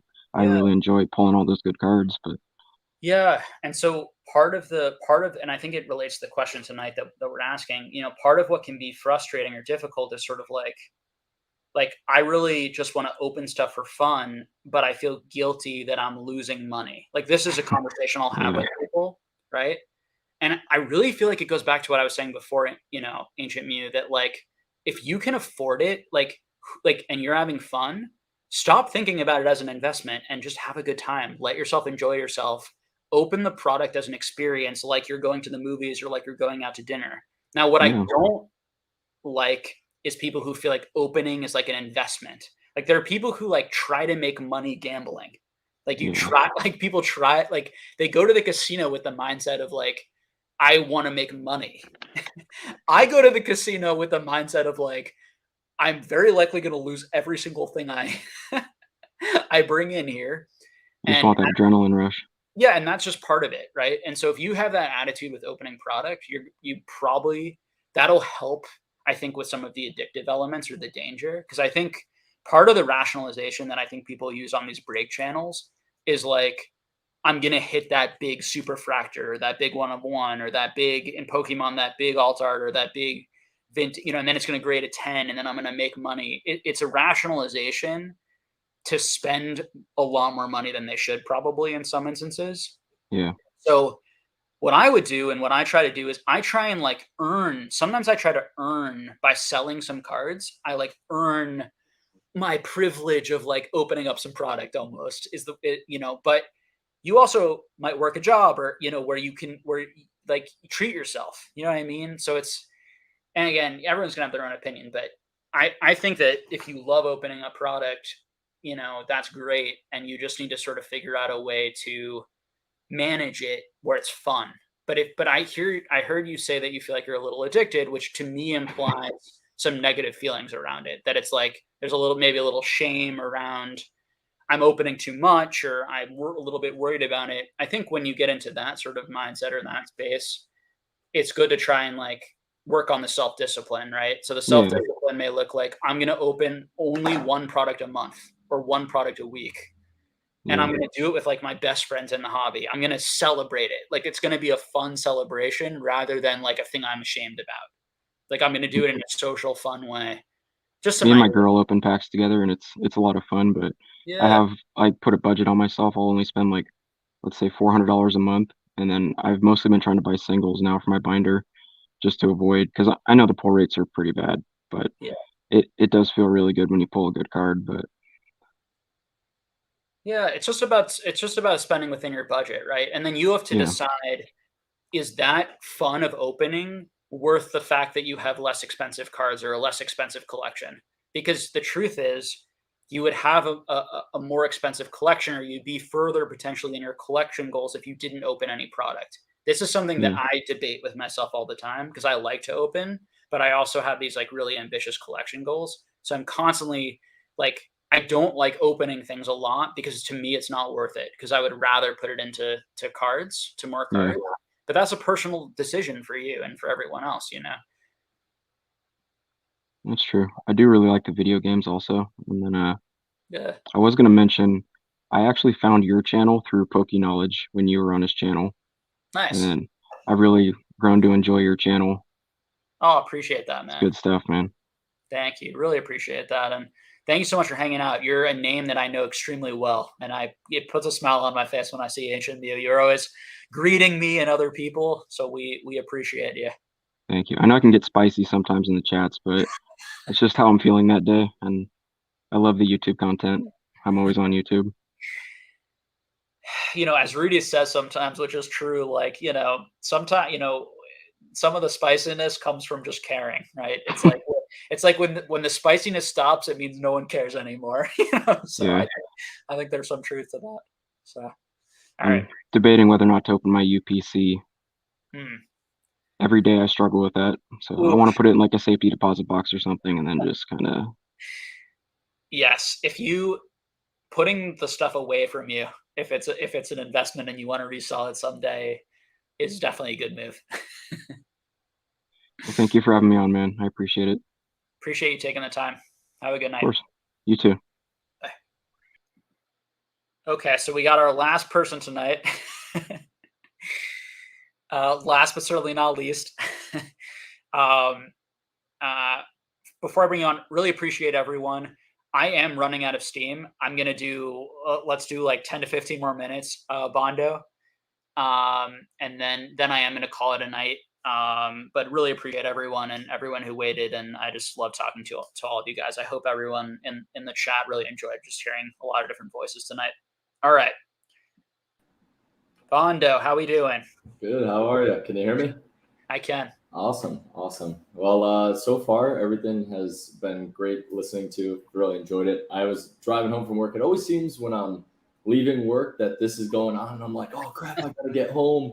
Hopefully to make it, because I've missed the last few. But I know I was in one a few months ago, maybe, but I was in a different location. One really cool thing I want to hop on, because when we talked last time, I asked about YouTube. You're like, just if you're gonna do it, dive into it, and kind of have been slowly getting to the point. But I've found a new place of living and have a new setup. So now YouTube is becoming more of an option. I've started doing a couple live streams here and there, but nothing too crazy. More just to test things out, see how things look. But in regards to the question at hand with the market and everything, I've just been seeing so many different opinions that sometimes it gets a little bit difficult to trust who to listen to. And I really don't necessarily, just like you said in multiple other of the live stream, the chats, listen to one person, kind of gauge what everyone says, because I've heard so many positives. Oh, dude, invest in this. or absolutely not, like Pokemon's a dying breed. So things definitely get a little bit challenging when you're new. Like when I first started, I think I touched on it a little bit last time, but kind of to reintroduce myself from months ago. I kind of got back into Pokemon cards right at the beginning of Sword and Shield, right before anything was going like to the moon talk, whatever that happened.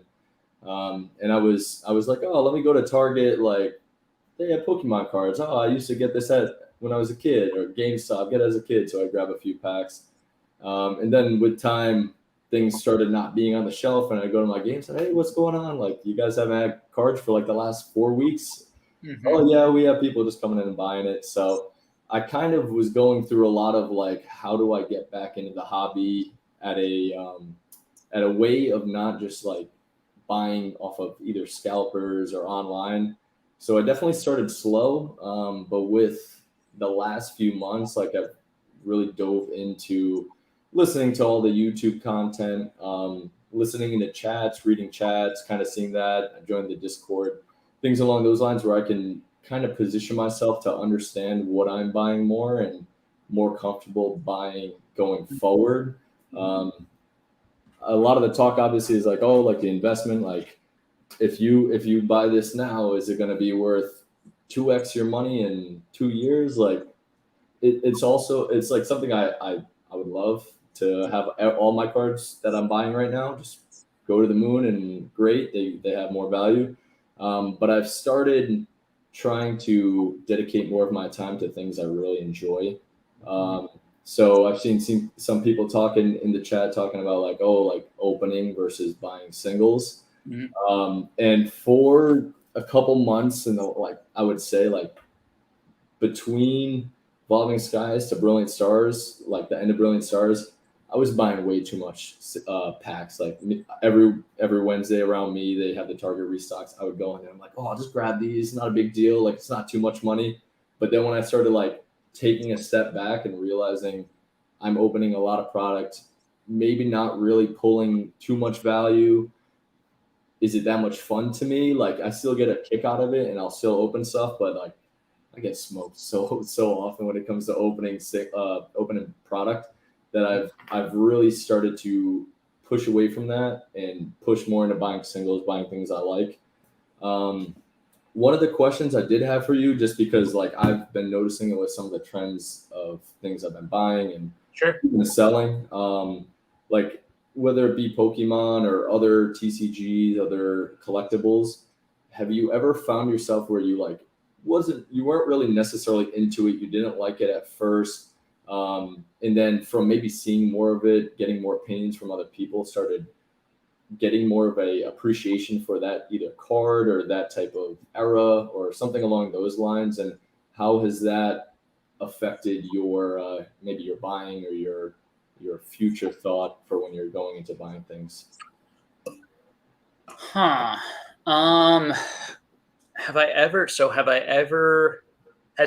Did I not like something initially, and then someone talked positively about it or something, or introduced, and then I kind of gave it a second chance, and then I started to like it more as I kind of thought about it?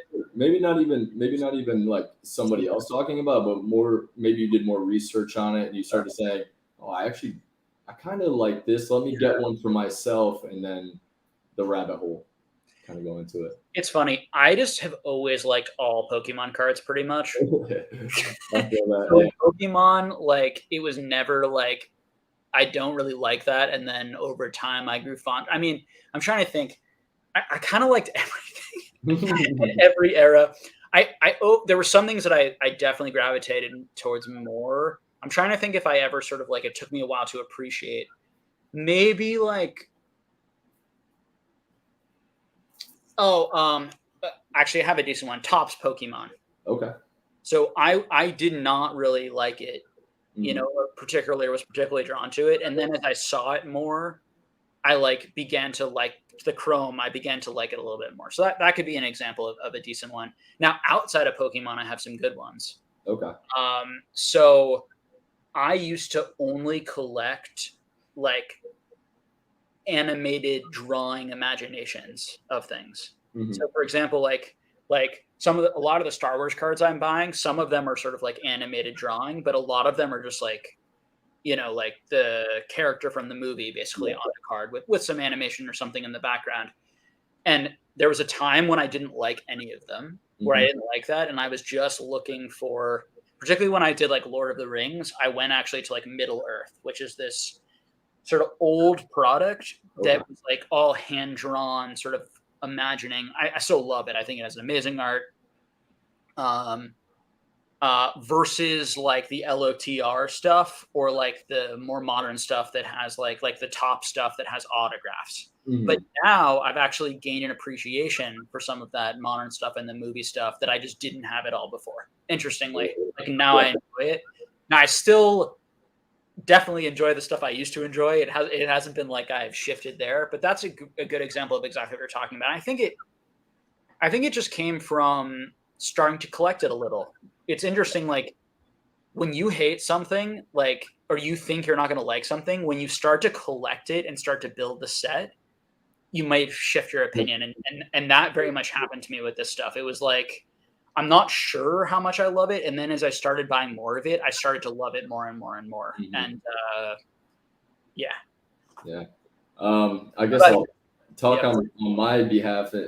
I mainly only collect Pokemon. I've looked a little bit into the Star Wars, like the sketch cards, which I think are very cool. I was looking at some eBay listings the other day. One of my friends has a sports card shop, and he occasionally will have other products. He has some Pokemon, but like one day I went in there, I saw the Star Wars, like it was like a Clone Trooper 1/1 sketch. I was like, oh, 1/1. Like just seeing that kind of made me drawn to it, but also the art on it was very cool. Yeah. But going back to, since like I said, I do mainly Pokemon. One of the things that I grabbed some cards tonight off a friend of mine with like tag team cards. I think because I missed the era of like Sun and Moon, I came in literally like I didn't even have a chance to buy Cosmic Eclipse or Timo or any of these sets that had a lot of these tag cards in it. When I first came in, I was like, this concept seems so silly. Like I like my one Pokemon on my one card, and I appreciate that. I don't want to have like a whole lot of things going on. I had the same reaction before they were made. Rafi and I had a conversation where I was like, I'm not sure I like this. Yeah. That's fine. Yeah. And I started doing like maybe conversations with people where I was like, yeah, it's just not for me. And like people would have something where they're like offer, and I was like, I'm all set. But it wasn't until like, I think I watched a YouTube video where someone was talking about like the Latios and Latias GX alt art, where I was like, you know what, that card, I love like both of them. Like I was a big Gen 3 fan growing up. Like I played Sapphire, Ruby, Emerald. And I would say that's kind of like my turn back to like eras. Like I played from Gen 1 throughout the new sets or the new games, but I never really like knowledge. Like I didn't have too much knowledge when I was playing them. I was just kind of playing it as a kid, maybe like 4, 5, 6 years old. But then once I got into like a little bit later on in those generations, I started learning more about like, oh, how does this type affect that type? And started caring more about Pokemon. So Gen 3 and like even like the Nintendo era, the EX era, those are like kind of all where I get nostalgic for. But when it came to like the tag team cards, it really just took me learning more about it and getting one in hand to like appreciate the art style behind it. And it was cool enough, like kind of a cool story. That same guy that had the card shop, I was telling someone the story yesterday that was just, we were just shooting the shit a little bit. And I walked in there and he actually had the Latias GX card, let's say on a Thursday. And I went in there, I was like, oh man, no way, you actually have this card? Like you don't usually carry too much crazy Pokemon. Like he has a couple like base set things, a few random modern things. But I saw that and I was like, wow, that's incredible. I'm going to come back in a day or two and try to buy this. Like, just give me like a day. And he gave me a pretty good price because I had helped him with some of his Pokemon stuff because he's not too familiar. He just really has it there in case kids come in. So I ended up going home that day, was like thinking about it the whole night. I'm like, oh man, I hope I can get back there tomorrow, get it before anyone else. And my main job that I'm working besides like this is kind of like now almost a side hustle. It's part of my hobby, but like trying to buy and flip and sell some cards and make what I'm buying less expensive is part of it. But I was working a photography job down the road. One of my friends basically, like, I probably shouldn't have done this. I took some of the money that he paid me and I was like, oh, well, I have the money right now. I can just go and buy it and then, pay myself back afterwards. And as I'm driving in, I called him. I'm like, hey man, do you still have that card, the Latias and Latios? Like, I want to come in right now. I'm going to grab it. And he goes, it's kind of crazy, man. This guy came in earlier with his kids. Never seen him before, but he spent like $1,000 with us. And I was like, oh no, this can't be good. And he was like, yeah, he grabbed a couple seal things. I know he grabbed some stuff out of the case, but unfortunately, I don't really know. I haven't been able to do inventory. So I ended up driving down like 10 minutes later. And of course that card was gone. And I was like depressed for a little bit. Like, it was like I was like, oh man, like I really missed out. But I ended up talking to him a little bit, and it just so happened that him and his son, like, he was kind of occasionally buying Pokemon cards for himself and for his son, and his son had a little bit of a collection, but wasn't really into Pokemon. He's more into the sports cards. And it was like, you know what? I do have a second one of those, I believe, at home. A few months, like maybe about a month later, I finally was able to buy it off him. And when I had that card in hand, that was like the epitome of like seeing in person and like changing. Like, I literally looked at that card for like 10 or 15 minutes. And I was like, wow, like I appreciate this a lot more than I probably gave it credit to, like now that I own it myself.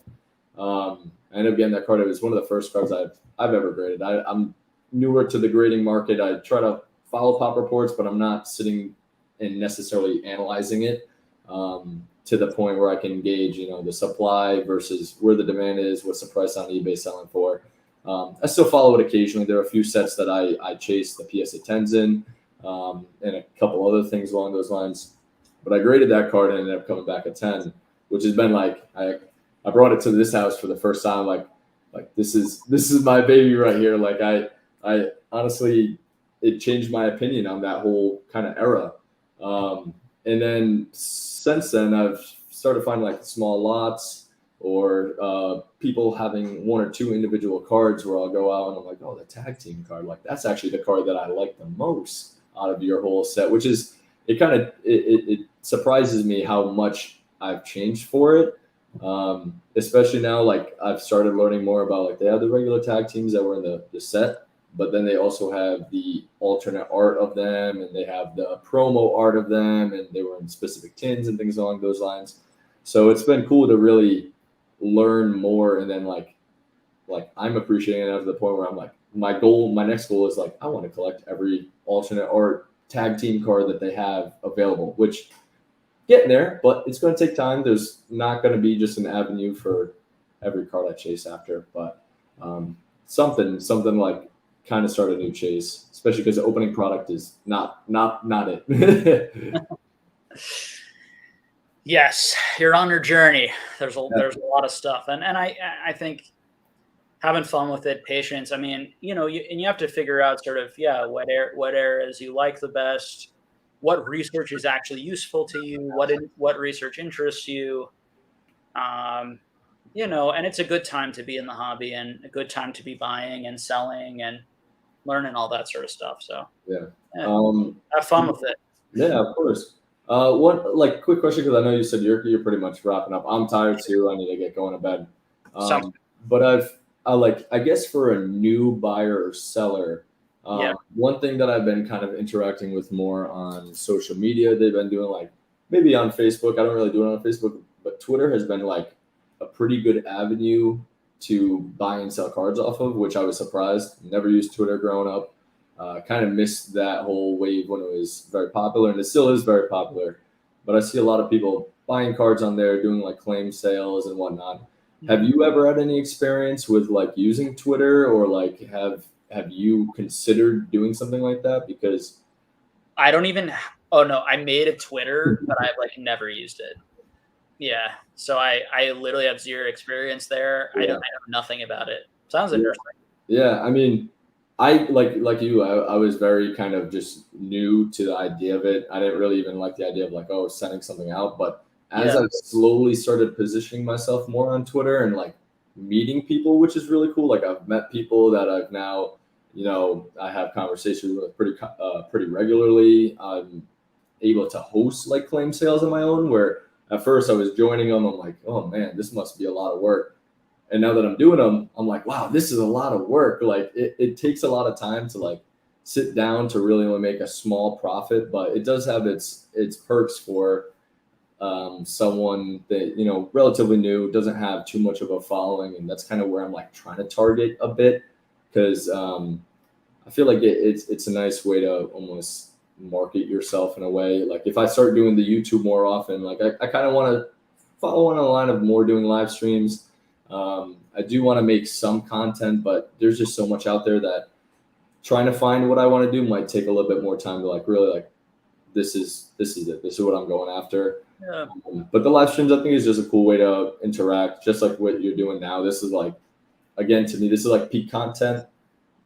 I like watching YouTube videos, like the 10 to 15 minutes, kind of giving you an idea of updates with that stuff.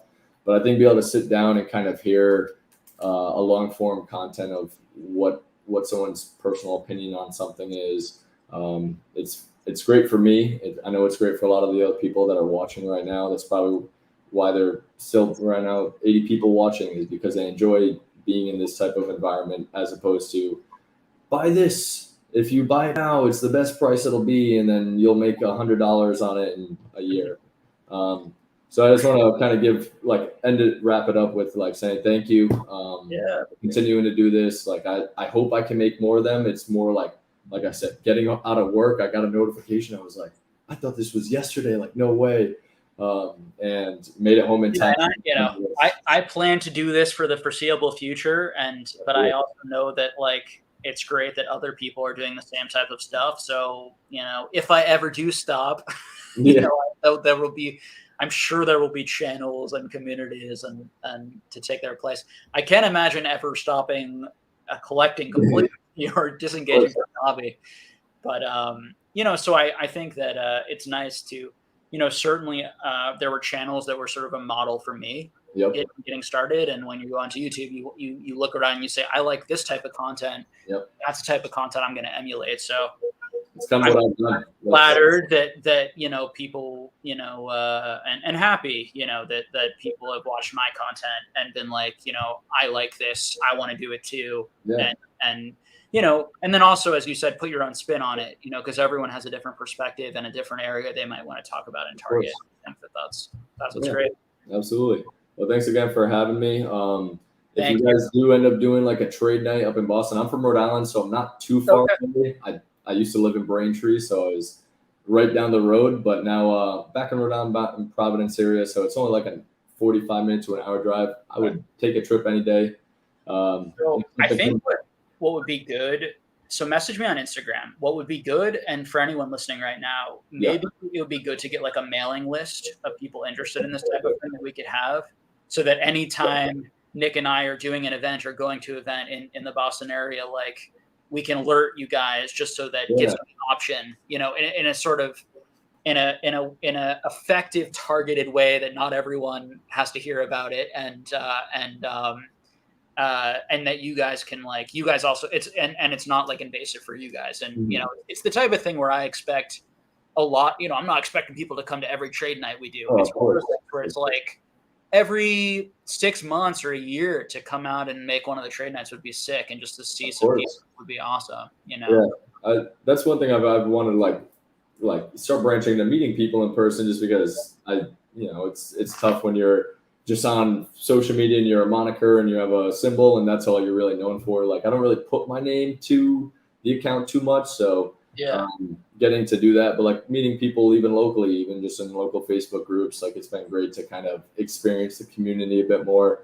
Very passionate about like teaching people when it comes to I can't teach them from A to Z, but I can like give them an idea of like how to get started and start going. And then like meeting people in person that know more than me, I like to just absorb stuff. I try to be a sponge whenever I'm around people that, have been around something longer than I have, and try to grow from there. I think I messaged you a little bit ago about like a trade day. My friend, he has like a coin collectible card shop. I think, what's the town?